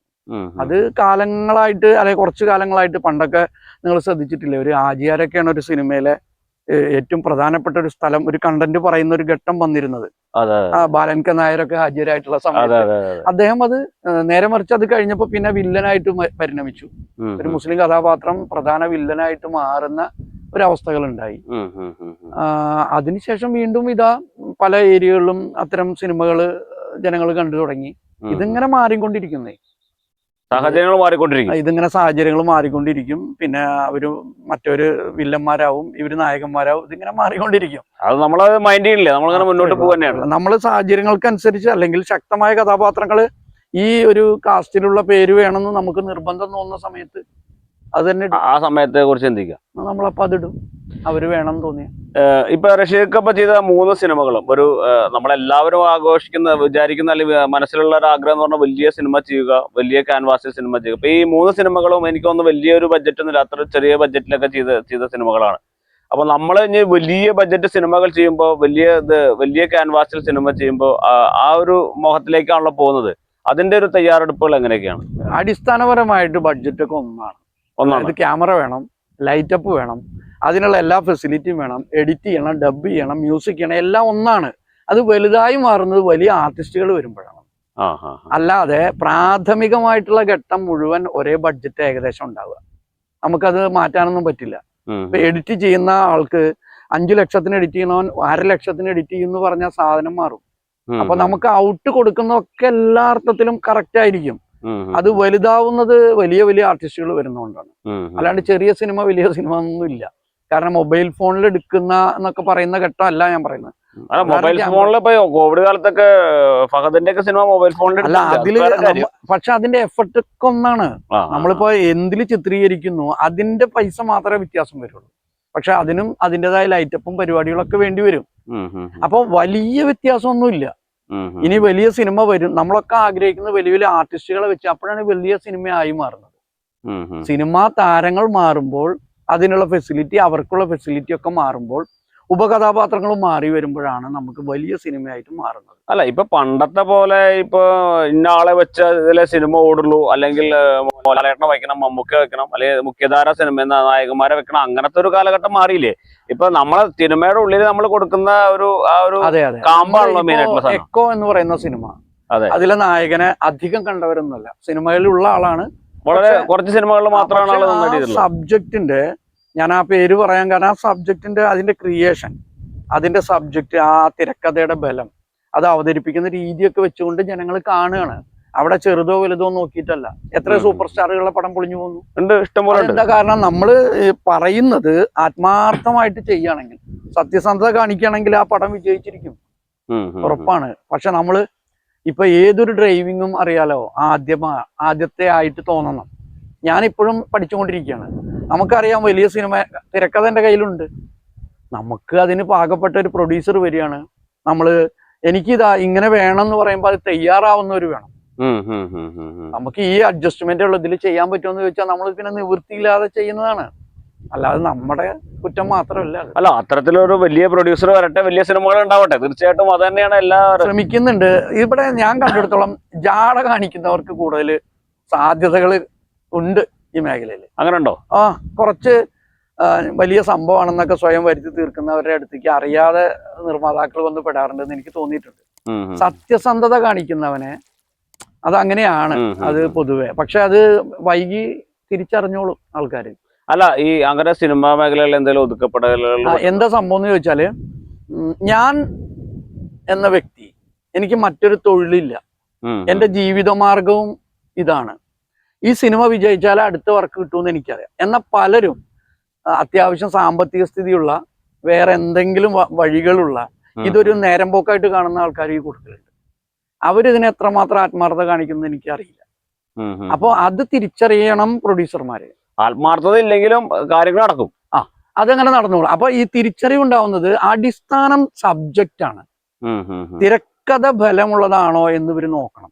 അത് ആര് വരുന്നു എന്നല്ല, അത് ട്രീറ്റ് ചെയ്യാനുള്ള കഴിവുള്ള ആൾക്കാരുണ്ടാവുക എന്നുള്ളതാണ്. അത്തരത്തിൽ എന്തെങ്കിലും തിക്താനുഭവങ്ങൾ ഉണ്ടായിട്ടുണ്ടോ? അതായത് ഈ പ്രൊഡ്യൂസറുടെ അടുത്ത് പോയിട്ട് അവഗണിക്കപ്പെടുന്ന അതൊക്കെ ഉണ്ടാവുമല്ലോ. കാരണം നമ്മളിപ്പോ ഇപ്പോഴല്ലേ ഒരു 2-3 സിനിമ എനിക്ക് പറയാൻ, വലിയ സംഭവം അല്ലെങ്കിലും പറയാനുള്ള ഐഡന്റിറ്റി ഉണ്ടാവുന്നത്. ഇതിനൊക്കെ ഒരു തുടക്കം ഉണ്ടാവും. ഇതൊക്കെ എനിക്ക് ചെയ്യാമെന്ന് ധൈര്യമുള്ള എത്രയോ പേര് ഇവിടെ നടക്കുന്നുണ്ട്. അതുണ്ട്. അവരെ നീ ഇതിനു മുന്നേ എന്ത് ചെയ്തു എന്ന് ചോദിച്ചാൽ ഒന്നുമില്ല. അതുകൊണ്ട് അവനെ അളക്കുകയാണ് അവര്. അപ്പൊ ഈ കുട്ടന്റെ ഷിനിഗാമി കൂടി വന്നതിന് ശേഷം ഉള്ള അനുഭവം വ്യത്യാസപ്പെട്ടിട്ടുണ്ടോ? പിന്നെന്താ, ഇപ്പോ സിനിമകള് നമുക്ക് ചെയ്യാം, നമുക്ക് നോക്കാം എന്നൊക്കെ പറയാനും, എന്നെ സംബന്ധിച്ച് എനിക്കൊരാളുടെ മുന്നിൽ ചെന്ന് സംസാരിക്കുമ്പോൾ ഒരു ധൈര്യം കിട്ടി. ഞാൻ 2-3 വർക്കുകൾ ചെയ്തിട്ടുണ്ട്. അത് ഈ നേരത്തെ പറഞ്ഞ പോലെ തിയേറ്ററിൽ വന്നിട്ടുണ്ട്, OTT വന്നിട്ടുണ്ട്, ചാനലിൽ വന്നിട്ടുണ്ട്. ഇതാണല്ലോ വേണ്ടത്. അപ്പോ ഈ പറഞ്ഞ സമയത്ത് അത് മാത്രമല്ല, എൻ്റെ 3 പ്രൊഡ്യൂസർമാരോടും ചോദിച്ചോളൂ, ഞാൻ ഒരു തരത്തിലും അവരെ ബുദ്ധിമുട്ടിച്ചിട്ടില്ല എന്ന് മാത്രമല്ല, സാധാരണ ഒരു പ്രൊഡ്യൂസർ പൊതുവെ പിന്നെ ശത്രുവാണ് പതിവ്, അല്ലെങ്കിൽ ഒരു സംവിധായകനോട് പൊതുവെ. ഇത് നമ്മുടെ ചങ്ക് സുഹൃത്തുക്കളാണ് ഇവരൊക്കെ, ഈ പറഞ്ഞവരൊക്കെ. അതിനപ്പുറവും അങ്ങനെ ഒരു കൂട്ടായ്മ ഉണ്ടാക്കുകയും നമുക്ക് അടിസ്ഥാനം പൈസ മുടക്കുന്ന ഒരാളാണ്, അയാളെ വേദനിപ്പിക്കാതിരിക്കുക. ഇത് കയറി ഇരുന്ന് കഴിഞ്ഞാൽ ജാട കാണിച്ച്, അല്ലെങ്കിൽ അതുവരെയുള്ള ആ നിൽപ്പ് മാറി ആള് ഭയങ്കര സംഭവമായിട്ട് മാറുന്ന എത്ര ആൾക്കാരുണ്ട്. പിന്നെ പ്രൊഡ്യൂസർക്ക് ഒന്നും ചെയ്യാനില്ല, കാരണം പൈസ ഇറക്കി പോയില്ലേ, അങ്ങനെ കുടുങ്ങി പോകുന്നുണ്ട്. പക്ഷെ നമ്മൾ ഈ പറഞ്ഞ സമയത്തിന്റെ ഒരു ദിവസം മുമ്പ് ചിത്രീകരണം പൂർത്തിയാക്കാൻ ശ്രമിക്കുക ചെയ്യുക. കാരണം അവരുണ്ടായാലേ നമ്മളുണ്ടാവുള്ളൂ. ഇപ്പൊ പൊതുവെ കാണുന്ന ഒരു സംഗതി എന്ന് പറഞ്ഞു കഴിഞ്ഞാൽ, കുറച്ച് സിനിമകൾ ഒരാൾ സംവിധാനം ചെയ്യുന്നു, പിന്നീട് അദ്ദേഹം ഒരു അഭിനേതാവായി മാറുന്നു, പിന്നെ കുറച്ച് കഴിഞ്ഞാൽ വീണ്ടും സംവിധാനം ചെയ്യുന്നു. അത് ഒരുപക്ഷെ സിനിമാ മേഖലകളിലെ പിടിച്ചു നിർത്തുന്നതിന്റെ ഇപ്പൊ ഒരുപാട് പേരുണ്ട്. VSL ജോസഫ് അടക്കമുള്ള ആളുകൾ അത്തരത്തിലുള്ള പോയിട്ടുള്ള ഒരാൾക്കാരാണ്. അങ്ങനെ എന്തെങ്കിലും ഈ അഭിനയിക്കാനുള്ള, പണ്ട് ഒരു അഭിനേതാവാണ്, പല സിനിമകളിലൊക്കെ അഭിനയിച്ചിട്ടുണ്ട്. ഇപ്പൊ ഈ CCTVയുടെ കേസ് പറഞ്ഞ പോലെ തന്നെ പക്ഷേ അത് ചർച്ച ചെയ്യപ്പെടേണ്ട ഒരു സാധനമാണ്. ഇതിന്റെ ഒരു പ്രശ്നം എന്താ അറിയോ, നമ്മളൊരു ഡയറക്ടറാന്നും പറഞ്ഞിട്ട് ഒരു സ്ഥലത്ത് ചെല്ലുമ്പോ അതിന്റെ നടന് കിട്ടുന്ന പരിഗണനയൊന്നും നമുക്ക് കിട്ടില്ല. നമ്മളാരും അറിയുന്നില്ല. മുഖപരിചയം വലിയ കാര്യമാണ്. ഇപ്പൊ ഞാൻ ഒരു ചുരുങ്ങിയ ഒരു കാര്യം പറയാം. ഒരു നടൻ ഒരു വേദിയിൽ കയറി ഒരു പ്രോഗ്രാമിന് ചെല്ലുമ്പോ അവനൊരു 5000 രൂപ കിട്ടുന്നുണ്ടെന്ന് വെക്കി, ആ ഡയറക്ടർക്ക് ചിലപ്പോൾ 1000 രൂപ കിട്ടില്ല. കാരണം അവനെ മുഖപരിചയം വെച്ചിട്ട് ഇത് കഴിഞ്ഞാലും ചിലപ്പോ വല്ല ഉദ്ഘാടനോ എന്തെങ്കിലും സ്റ്റേജ് പ്രോഗ്രാമോ ഒരു അതിഥിയായിട്ടോ നമ്മളെ കിട്ടണമെങ്കിൽ നമ്മുടെ മുഖം അവർക്ക് പരിചയം ആവണം. ആ പരിചിത മുഖമുള്ളവരെ അവർ ശ്രദ്ധിക്കും കൂടുതൽ. അപ്പൊ അതുകൊണ്ട് കൂടി ഈ ക്യാമറയ്ക്ക് മുന്നിൽ വന്ന് നിൽക്കാൻ, പിന്നിൽ നിന്ന് മുന്നിലേക്ക് വന്ന് നിൽക്കാൻ എല്ലാവരും ആഗ്രഹിക്കുന്നുണ്ട്. അതാണ് ബേസിക് ആയിട്ടുള്ള കാര്യം. അപ്പൊ നമ്മളും ഇനി 4 ആൾ അറിഞ്ഞോട്ടെ നമ്മളിവിടെ ഉണ്ട് എന്നുള്ള. പിന്നെ കുറെ ആൾക്കാരെ അഭിനയിപ്പിക്കുന്നതല്ലേ, നമ്മുടെ ഉള്ളിൽ അടിസ്ഥാനപരമായിട്ട് ഈ സംഭവം ഉണ്ടാവും. ഞാനിപ്പോ ഒരു സിനിമയിൽ അഭിനയിച്ചു, ഒരു കുടിയനായിട്ട് ഒരു കുട്ടിയുടെ അച്ഛനായിട്ട് അഭിനയിച്ചു. അപ്പോ വിളിച്ചാൽ ഞാൻ പോകും. എനിക്കറിയാം ആ ഒരു ക്യാമറ സെൻസ് ഉണ്ടായാൽ മതിയല്ലോ. അല്ല, ഈ അടിസ്ഥാനപരമായി സിനിമ സംവിധായകന്റെ ആണ് അല്ലേ?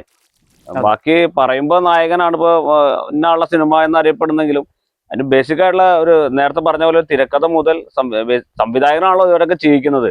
അപ്പൊ ശരിക്കും പറയുകയാണെങ്കിൽ നായകനേക്കാൾ കൂടുതൽ ചർച്ച ചെയ്യപ്പെടുന്നത് ശരിക്കും സംവിധായകൻ തന്നെ അല്ലേ? അങ്ങനെ ഉണ്ട്. സംവിധായകനെ ശ്രദ്ധിക്കുന്നവരും ഇപ്പൊ സത്യൻ അന്തിക്കാടിന്റെ സിനിമകൾ എന്നൊക്കെ നമ്മൾ പറയില്ലേ, അങ്ങനെ എത്രയോ ആൾക്കാരുടെ സിനിമകൾ നമ്മൾ പറയുന്നു, ശ്രദ്ധിക്കുന്നുണ്ട്. അതിനേക്കാൾ കൂടുതൽ ഇപ്പോ നല്ലൊരു ആർട്ടിസ്റ്റ് ഉണ്ടെങ്കിലല്ലേ ഇപ്പൊ സംവിധായകനും അയാൾ ഉദ്ദേശിച്ച സാധനം കിട്ടുള്ളൂ. അത് ശരിയാണ്. ഇപ്പൊ ഒരാളെ മുഖത്തുനിന്ന് എനിക്ക് ഞാൻ എത്ര സ്ഥലത്ത് ഡയലോഗ് കട്ട് ചെയ്ത് കളയേണ്ടി വന്നിട്ടുണ്ട്. കാരണം നമ്മൾ ഉദ്ദേശിച്ച പെർഫോമൻസ് അവിടെ നിന്ന് കിട്ടുന്നില്ലെങ്കിൽ പിന്നെ എന്ത് കാര്യം? ചില ആൾക്കാരെ നമുക്ക് കൂടുതൽ ആഡ് ചെയ്യാൻ തോന്നും. ഞാൻ തിരക്കഥ എഴുതുന്ന പല സിനിമകളുണ്ട്. സിനിമ ഡയറക്ട് ചെയ്യാതെ മറ്റുള്ളവർ ഡയറക്ട് ചെയ്യുന്ന സമയത്ത് ആ തിരക്കഥ എഴുതുമ്പോൾ ഞാൻ ഉദ്ദേശിച്ച ആ വ്യക്തി പെർഫോം ചെയ്യുന്നില്ല എന്ന് കണ്ടിട്ട് ആ ഡയലോഗ് വേറെ ആൾക്കാർക്ക് കൊടുക്കേണ്ടി വന്നിട്ടുണ്ട്. മനസ്സിലായോ? അപ്പൊ അങ്ങനെയൊക്കെ ഉണ്ടായിട്ടുണ്ട്. അപ്പൊ രണ്ടും വേണം, എല്ലാം വേണം. ഇപ്പൊ റഷീദ് പാറക്കൽ എന്ന വ്യക്തി ഒരു സിനിമയിൽ എത്തിപ്പെട്ടില്ലായിരുന്നെങ്കിൽ വേറെ ഏത് മേഖലയ്ക്ക് പോകും? ഞാൻ വല്ല കൂലിപ്പണിക്കാരനായിരിക്കും. നമ്മൾ ചെയ്യാത്ത വർക്കുകളില്ല. അതെ, ചെയ്യാനൊരു മടിയില്ല. ഞാനിപ്പോഴും പറഞ്ഞു ഞാൻ പെയിന്റ് പണിക്ക് പോകാനോ എന്തിനും തയ്യാറാണ്. കാരണം അങ്ങനെ ഇപ്പൊ നമ്മള് ജന്മന സിനിമാക്കാരനൊന്നും ആയതല്ലോ. നമ്മൾ എത്രയോ വർക്കുകൾ കഴിഞ്ഞിട്ട് ഇവിടെ വന്നതാണ്. അപ്പൊ അതുകൊണ്ട് യാതൊരു പ്രശ്നവുമില്ല. നമ്മൾ ഈ ഒഴുകുന്ന വെള്ളത്തിൽ കിട്ടിയത് മുഴുവൻ ലാഭം, അത്രേ ഉള്ളൂ. അപ്പൊ ഇനി ആ ഒഴുകുന്ന വെള്ളത്തിന് ശക്തി കൂട്ടുക എന്നുള്ളതാണ് നമ്മുടെ. നമ്മൾ എന്തായാലും ഈ വഴിയിൽ വന്നു, നമുക്ക് എന്തെങ്കിലുമൊക്കെ ചെയ്യാനുണ്ട് എന്നൊരു തോന്നലുണ്ട്. അതിനുവേണ്ടി ഞാനിപ്പോഴും ശ്രമിച്ചുകൊണ്ടിരിക്കണം. ആ മൂഡ് എപ്പോ നഷ്ടപ്പെടുന്നു അപ്പോഴേ നിൽക്കേണ്ട ആവശ്യമുള്ളൂ. അത്രേ ഉള്ളൂ. ഞാൻ നേരത്തെ പറഞ്ഞ പോലെ 20 കൊല്ലത്തെ ഗ്യാപ്പ് ഉണ്ട്, മിസ്സായി പോയത്. 20 കൊല്ലം വേസ്റ്റായി. അത് തിരിച്ചു പിടിക്കാൻ വേണ്ടിയിട്ടുള്ള ആ 20 കൊല്ലത്തിന്റെ വേസ്റ്റ് ചുരുക്കി കൊണ്ടുവന്നിട്ട്. കാരണം നമ്മള് സത്യം പറഞ്ഞൊരു മമ്മൂക്കാടെ മോനല്ല, കമലിന്റെ മോനല്ല, അല്ലെ അവരുടെ കുടുംബത്തിലെ ആളല്ല. അവർക്കൊക്കെ ഒരു വഴി വെട്ടിത്തരാൻ ആൾക്കാരുണ്ട്. നമ്മൾ സ്വയം വഴി വെട്ടി ഉണ്ടാക്കുന്നവരാണ്. നമ്മൾ വഴി വെട്ടി പോകുന്നതിന് കുറെ ബുദ്ധിമുട്ടുണ്ടാവും. മറ്റേ സിനിമയിൽ രജനീകാന്ത് പറയാൻ വഴി തനിയേ വഴി. നമ്മളൊക്കെ റഷീദ് പാറക്കലിന്റെ വഴി തനിയെ വഴിയാണ്, വഴി വെട്ടി വന്നവരാണ്. തീർച്ചയായിട്ടും ആ വഴി വെട്ടി ഇങ്ങനെ കുറെ സാധനം കൊണ്ട് വെട്ടി നിരത്തി കൊണ്ടുപോകാണ്ട്. തീർച്ചയായിട്ടും നമ്മളൊരു അസിസ്റ്റന്റ് ഡയറക്ടറോ അസോസിയേറ്റോ ഒന്നും ആവാൻ നമുക്ക് ഭാഗ്യം ഉണ്ടായിട്ടില്ല. അവിടെ ഉണ്ടാവുമ്പോൾ നമുക്ക് ഒരുപാട് സൗഹൃദങ്ങളെ കിട്ടും. ഇതൊന്നും ഉണ്ടായിട്ടില്ല. ഞാനിപ്പോ ദേശീയ അവാർഡിന്റെ ഫൈനൽ റൗണ്ടിൽ എത്തി എന്ന് പറഞ്ഞപ്പോ പലരും ചോദിക്കും ആരത്, കാരണം എന്നെ അറിയില്ല. ഈ ദേശീയ അവാർഡിന്റെ സമീറിന്റെ കേസ് പറഞ്ഞു. ദേശീയ അവാർഡിന്റെ ഫൈനൽ റൗണ്ടിൽ എത്തിയപ്പോ അന്ന് ഇവിടെ ഒരു വാർത്താക്കുറിപ്പ് കണ്ടിരുന്നു, അത് വേണ്ട രീതിയിൽ പരിഗണിക്കപ്പെട്ടില്ല എന്ന്, അങ്ങനെ എന്തോ ഒന്ന് പറയാം. അതൊക്കെ സ്വാഭാവികമായിട്ടും. അല്ല, അത് അങ്ങനെ ശരിക്കും ഉള്ളത് തന്നെയാണോ? കാരണം എനിക്കറിയാലോ അത് കുഴപ്പമില്ലാത്ത പടാന്ന്. പക്ഷെ നിങ്ങൾക്ക് അറിയണേ, നിങ്ങൾ വന്ന് കണ്ടാലല്ലേ. അല്ല, അപ്പൊ ഈ സ്ക്രീനിങ് കമ്മിറ്റി ഇത് കണ്ടിട്ടുണ്ടാവില്ലേ? സ്ക്രീനിങ് കമ്മിറ്റി കേരളത്തിൽ കണ്ടോന്ന് എനിക്കറിയില്ല. അതിന് വേറൊരു എന്തോ സംഭവിച്ചിട്ടുണ്ട്. കേന്ദ്രത്തിൽ കണ്ടിട്ടുണ്ട്. കേരളത്തിൽ കൊടുത്തു, പക്ഷെ അതൊന്നും മൈൻഡ് ചെയ്തില്ല. അപ്പൊ കേന്ദ്രത്തിൽ കണ്ടിട്ട് സംസ്ഥാന അവാർഡിൽ അത് പരിഗണിച്ചല്ലേ? അവിടെ ദേശീയ അവാർഡിന്റെ ഫൈനൽ റൗണ്ട് എത്തി എന്നും പറഞ്ഞ് പത്രങ്ങളിലൊക്കെ വാർത്ത വന്നതില് രണ്ടാമത്തെ പേര് എന്റെ ഉണ്ടായിരുന്നു. ആദ്യത്തെ പ്രിയദർശന്റെ മരക്കാർ അറബിക്കടലിന്റെ സിംഹമായിരുന്നു. രണ്ടാമത്തെ ഇതായിരുന്നു. അതിനാണ് കിട്ടിയത്. കിട്ടാത്തപ്പോ എന്തെങ്കിലും അങ്ങനത്തെ സാധനമില്ല. കിട്ടിക്കഴിഞ്ഞാൽ നമ്മൾ പെട്ടുപോലേ. നമ്മള് ആദ്യ സിനിമ തന്നെ ദേശീയ അവാർഡ് കിട്ടിയവന് എന്തിനു കൊള്ളാം? ഒരിക്കലും ആദ്യം ദേശീയ അവാർഡ് കിട്ടി കഴിഞ്ഞാൽ പിന്നെ റഷീദ് പാറക്കലിന്റെ ഒരു ഐഡന്റിറ്റി ചെയ്ത ദേശീയ അവാർഡ് ജേതാവ് റഷീദ് പാറക്കൽ. പിന്നെ അടുത്ത സിനിമ ചെയ്യുമ്പോൾ അതിന്റെ മുകളിലേക്ക്, എല്ലാ സിനിമ അങ്ങനെ തന്നെയാണ്, നമ്മൾ ചെയ്ത സിനിമയുടെ മുകളിലേക്കാണ് ചിന്തിക്കുന്നത്. ഇത് നമ്മൾ അങ്ങനെ അമിതമായിട്ടൊന്നും പ്രതീക്ഷിച്ചിട്ടുള്ള ആളല്ല. തല കറങ്ങി വീണോന്ന് ആലോചിച്ചു കുറച്ചു നാള്. പക്ഷെ അതൊക്കെ തട്ടി നീങ്ങി. തലകറങ്ങി വീടരുത് വാർത്തയായിരുന്നു. തലകറങ്ങി വീണ ആൾക്കാരൊക്കെ ഉണ്ട് ഇവിടെ, ദേശീയ അവാർഡ് കിട്ടാത്തതിന്റെ പേരില്. നമ്മുടെ മഴജാറിയുടെ വഴിയിലേക്ക് കിട്ടുന്നൊക്കെ ഒരു അഭിപ്രായം ഉണ്ടായിരുന്നു. ആ പടത്തിലെ ഏറ്റവും മികച്ച പാട്ട് അതും നടന്നില്ല. അപ്പൊ എന്താ നമുക്ക് അറിയാൻ പറ്റില്ലല്ലോ. മഴച്ചാറും ഇടവഴി പോലെ തന്നെ ഒരുപാട് മ്യൂസിക് ആൽബങ്ങൾ ഒരുപാട് ചെയ്തിട്ടുണ്ട് കേട്ടോ. വളരെ നല്ല നല്ല പാട്ടുകള് മഴച്ചാറും ഇടവഴിയിൽ എനിക്ക് വന്ന് കുറച്ചുകൂടി ശ്രദ്ധിക്കപ്പെട്ടെങ്കിലും അതിനേക്കാൾ മികച്ച ഗാനങ്ങൾ റഷീദ് പാറക്കലിന്റെ ഉണ്ടായിട്ടുണ്ട്. ഇപ്പൊ ഈ കഴിഞ്ഞ ദിവസം ഒരു അയ്യപ്പ ഭക്തിഗാനം ഒന്നോ രണ്ടോ അയ്യപ്പ ഭക്തിഗാനം പുറത്തിറങ്ങിയിട്ടുണ്ട്. എല്ലാ സീസണിലും എഴുതാറുണ്ട് അയ്യപ്പ ഗാനങ്ങള്, കൃഷ്ണഭക്തി ഗാനങ്ങള്, ക്രിസ്ത്യൻ ഭക്തി ഗാനങ്ങള്. നമുക്ക് പേന കൊണ്ട് ആധാരം ഒഴുകി എന്ത് എഴുതാന്ന് പറഞ്ഞിട്ട് നടക്കുന്ന ആളാണ്. അതെ. അല്ല, ഞാൻ എപ്പോഴും ശ്രദ്ധിച്ചിട്ടുള്ള ഒരു സാധനം അറിയോ, എല്ലാത്തിനും ഭയങ്കര ഹ്യൂമറായിട്ട് കാണുന്ന ഒരാളാണ്. അപ്പൊ അങ്ങനത്തെ ഒരു വലിയ ഹ്യൂമർ സെൻസ് ഉള്ള ഒരു സിനിമയെ കുറിച്ച് ചിന്തിച്ചിട്ടുണ്ടോ? മുഴുവൻ കോമഡി സിനിമ അല്ല, കോമഡി ഉണ്ടാക്കി തീർക്കുന്നതല്ല. അല്ല, ഞാൻ അതിനകത്ത് പറയാം, സിദ്ദിഖ് ലാൽ ഒരിക്കലും ഒരു കാര്യം പറഞ്ഞിട്ടുണ്ടായി. അതായത് ആളുകളെ കരയിപ്പിക്കാൻ ഭയങ്കര എളുപ്പമാണ്, ചിരിപ്പിക്കാനാണ് പാടുന്നത്. റഷീദ് പാറക്കലിനോട് സംസാരിച്ചാൽ തന്നെ ആൾക്കാർ ചിരിക്കും. അപ്പൊ പിന്നെ സാഹചര്യം അനുസരിച്ചുള്ള കോമഡി. പണ്ടൊക്കെ കോമഡിക്ക് വേണ്ടി ക്രിയേറ്റ് ചെയ്യുന്നതാണ്. ഇനി കുറച്ച് നായകൻ വിട്ടിട്ട് കോമഡിയന്മാര് ഒരു സീൻ ഉണ്ടാക്കട്ടെ എന്ന്. അതൊക്കെ മാറി. ഇപ്പൊ നമ്മുടെ ജീവിതത്തിൽ ഉണ്ടാവുന്ന അബദ്ധങ്ങള് ഒരു നായകനായാലും നായികയിലും ആ സ്വാഭാവികമായിട്ടുള്ള കോമഡിയാണ് നിലനിൽക്കുള്ളൂ. അത്തരം കൗണ്ടറുകളാണ് നിലനിൽക്കുക. അപ്പോ പണ്ട് ദിലീപിന്റെ ഒരു സിനിമയിൽ എനിക്ക് ഏറ്റവും പ്രിയപ്പെട്ട ഒരു സംഭവമുണ്ട്.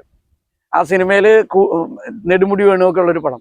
അതിലെല്ലാവരും ചെളിയില് മുങ്ങിയിട്ട് ഇങ്ങനെ വരുന്ന സമയത്ത് ദിലീപ് ചോദിക്കുന്നുണ്ട്, അച്ഛൻ ഇതിലേതാ ഞാൻ? തിളക്കത്തില് ആ സാധനം അപ്പൊ ചിരിച്ചു കഴിയേണ്ടതല്ല. അതായത് എല്ലാവരും ഒരേപോലെ ആയിട്ടാണ് നിൽക്കുന്നത്. അതിലേതാ ഞാൻ എന്ന് ചോദിക്കുന്ന ആ ഒരു ഹ്യൂമറിൽ അത് ആലങ്കോട് ലീലാകൃഷ്ണൻ എഴുതി തോന്നുന്നുണ്ട്, സംശയമുണ്ട്. അപ്പോ കാലഘട്ടം ആവശ്യപ്പെടുന്ന സാഹചര്യങ്ങളുടെ ഹ്യൂമർ കുത്തിച്ചെലുത്തി കയറ്റാനുള്ളതല്ല, അത് സംഭവിക്കേണ്ടതാണ്. എനിക്ക് പൊതുവെ എഴുതുമ്പോൾ ഈ ഹ്യൂമർ മൈൻഡിൽ ഉണ്ടാവും. ഞാൻ കുന്നംകുളത്തങ്ങാടി എന്ന് പറഞ്ഞിട്ട് മറിമായം പോലെ മീഡിയ വണ്ണില് ഒരു വർഷത്തോളം സ്ക്രിപ്റ്റ് എഴുതിയ ആളാണ്. നമ്മുടെ നിയാസുബരൊക്കെ തന്നെയായിരുന്നു അഭിനയിച്ചിരുന്നത്. പറഞ്ഞു വരുന്നത് ആ ഒരു സെൻസ് എങ്ങനെയോ മനസ്സിലുണ്ട്. എന്തെഴുതിയാലും ആ സാധനങ്ങൾ ഉണ്ടാവും. അതേപോലെ തന്നെ വേദനിപ്പിക്കാനും നമുക്ക് പറ്റും. ചിരി എഴുതുന്നവർക്ക് ചിരിപ്പിക്കുകയും ചെയ്യും, ഒരാളെ കരയിപ്പിക്കുകയും ചെയ്യും, അതേസമയം ചിന്തിപ്പിക്കുകയും ചെയ്യും. അവിടെയാണ് കഴിവ്. അതാണ് ഏറ്റവും വലിയ കഴിവെന്ന് പറഞ്ഞു കഴിഞ്ഞാൽ. ഇപ്പൊ നമ്മളിപ്പോ ബേസിക്കലി വടക്കാഞ്ചേരി, അങ്കക്കാട് അല്ലെങ്കിൽ ഈ നമ്മുടെ ഒരു സിനിമ ചെയ്യുമ്പോൾ മുഴുവനായിട്ടും ആസ്ട്രേലിയയിൽ ഒരു സിനിമ ചെയ്തു, ആസ്ട്രേലിയ ലൊക്കേഷനിലൊരു സിനിമ ചെയ്തു, മറ്റേ ദുബായിലൊരു സിനിമ ചെയ്തു. എങ്കക്കാടിന് മാത്രം ഫുള്ളായിട്ടൊരു സിനിമ എപ്പോഴും ചെയ്യണ്ടേ? നിങ്ങൾ പ്രൊഡ്യൂസർ ആവും, നമുക്ക് ചെയ്യാം. അല്ല, ഈ നിർമ്മാതാവ് ഉണ്ടാവുക എന്നുള്ളതാണ് പ്രധാനം. അല്ല, എന്നാലും ഒരു നിർമ്മാതാവ് ഉണ്ടാവുകയാണെങ്കിൽ തീർച്ചയായിട്ടും. ഇവിടെ ഇഷ്ടംപോലെ മനോഹരമായ ഇടങ്ങളല്ലേ. ഭരതേട്ടൻ കയ്യൊപ്പിട്ട കുറെ സ്ഥലങ്ങളുണ്ട്. അതിന്റെ തന്നെ പല ആംഗിളുകൾ ഇനിയും ബാക്കിയല്ലേ. ഇവിടെ ചെപ്പാറ, വടക്കാഞ്ചേരി, എത്രയോ സ്ഥലങ്ങളുണ്ട്. എത്ര ഗ്രാമീണത മുറ്റി നിൽക്കുന്ന സ്ഥലങ്ങളാണ്. അല്ല, ഗ്രാമീണത നിറഞ്ഞ ഈ വടക്കാഞ്ചേരി അങ്കക്കാടിനെ ബേസ് ചെയ്തിട്ട് വളരെ മനോഹരമായ ഗംഭീരമായ ഒരു സിനിമ ഒരുക്കാൻ റഷീദ് പാറക്കലിന് കഴിയട്ടെ. അദ്ദേഹത്തിന് നല്ലൊരു പ്രൊഡ്യൂസറെ കിട്ടട്ടെ. തീർച്ചയായിട്ടും ഞങ്ങൾ ആഗ്രഹിക്കുന്നത് തന്നെയാണ്. ഞങ്ങളൊക്കെ അഭിനയിപ്പിക്കട്ടെ. തീർച്ചയായിട്ടും അതാണ് നമുക്ക് വേണ്ടത്. കൂടെ ഉണ്ട്. മാത്രമല്ല എല്ലാവരും കൂടി അങ്ങ് ചേർന്നാൽ അത് സംഭവിക്കും. അതെ, സിനിമ എന്ന് പറഞ്ഞാൽ എപ്പോഴും ഒരു കൂട്ടായ്മ. എന്റെ കയ്യിൽ ഇങ്ങനെ കുറച്ച് കാര്യങ്ങളുണ്ട്, നിങ്ങളുടെ കയ്യിൽ മറ്റേ സംഭവങ്ങളുണ്ട്. ഇതൊക്കെ ചേർന്നിട്ട് ഒരു സിനിമ ഉണ്ടാവുക എന്നുള്ളതാണ്. അപ്പൊ നമുക്കിവിടെ ഒരു കൂട്ടായ്മ വടക്കാഞ്ചേരി ഉണ്ടാക്കാന്നേ. ഈ സിനിമയെ കുറിച്ച് സിനിമാക്കാരെ സംബന്ധിച്ച് എന്നൊരു പ്രശ്നം എന്ന് വെച്ച് കഴിഞ്ഞാൽ കുടുംബമൊക്കെ ചിലപ്പോ എതിർപ്പുണ്ടാവാറുണ്ട്. ഫാമിലി എങ്ങനെ ഇതിനെ സപ്പോർട്ട്? ഫാമിലി ജീവിതമാർഗം ഇതായതുകൊണ്ട് ഫാമിലിക്ക് വിഷമമൊന്നുമില്ല. വേറെ പണിയില്ലല്ലോ. എങ്ങനെയെങ്കിലും ഈ പണി ചെയ്തിട്ടായാലും കുടുംബം അങ്ങനെയാണോ? അവര് പണ്ട് മുതലേ കൂടെ ഉണ്ട്. അതുകൊണ്ടാണ് അതൊരു വലിയ അനുഗ്രഹമാണ് കേട്ടോ. ഈ ഫാമിലി കൂടെ ഉണ്ടാവുക എന്നുള്ളതാണ് ഒരു കലാകാരനെ സംബന്ധിച്ച്, ഒരു ആളെ സംബന്ധിച്ച് ഏറ്റവും വലിയ കാര്യം. ആ ഫാമിലി എതിർപ്പാണെങ്കിൽ നമ്മളൊരു ഫാമിലി മാനാണ്. അതെ, നമ്മുടെ കുടുംബത്തെ മറന്നിട്ടൊരു കളിയില്ല. അപ്പൊ അതുകൊണ്ട് ഞാൻ തിരക്കഥ എഴുതുന്നൊക്കെ വീട്ടിലിരുന്നിട്ടാണ്. കാരണം കുടുംബത്തിൽ നിന്ന് കിട്ടുന്ന ഒരു പ്രചോദനമാണ് നമുക്ക് ഒരു പോസിറ്റീവ് എനർജി വരുന്നത്. അപ്പൊ അതിനു വേണ്ടിയിട്ട് നമ്മൾ ആ ഫാമിലിയെ കൂടുതൽ മുന്നിലേക്ക് നയിക്കാനുള്ള ശ്രമങ്ങളുടെ ഭാഗമാണല്ലോ സിനിമയും കൂടി. അല്ല, ഇപ്പൊ ഫാമിലി പോകുമ്പോ, ഇപ്പൊ ഇത്തൊക്കെ പോകുമ്പോ അല്ലെങ്കിൽ മക്കള് പോകുമ്പോ അത് റഷീദ് പാറക്കലിന്റെ വൈഫാണ് കേട്ടോ, അല്ലെങ്കിൽ റഷീദ് പാറക്കലിന്റെ മകനാണ് കേട്ടോ പറയുമ്പോ അവർക്കൊരു വലിയ ഇതാണത്. അപ്പൊ അങ്ങനത്തെ എല്ലാ അനുഭവങ്ങളും അവർ പറയുകയോ അതിൽ അവർ വളരെയധികം സന്തോഷിക്കുകയോ ചെയ്ത നിമിഷങ്ങളുണ്ടായിരുന്നു. സന്തോഷം ഇല്ലാതിരിക്കില്ലല്ലോ.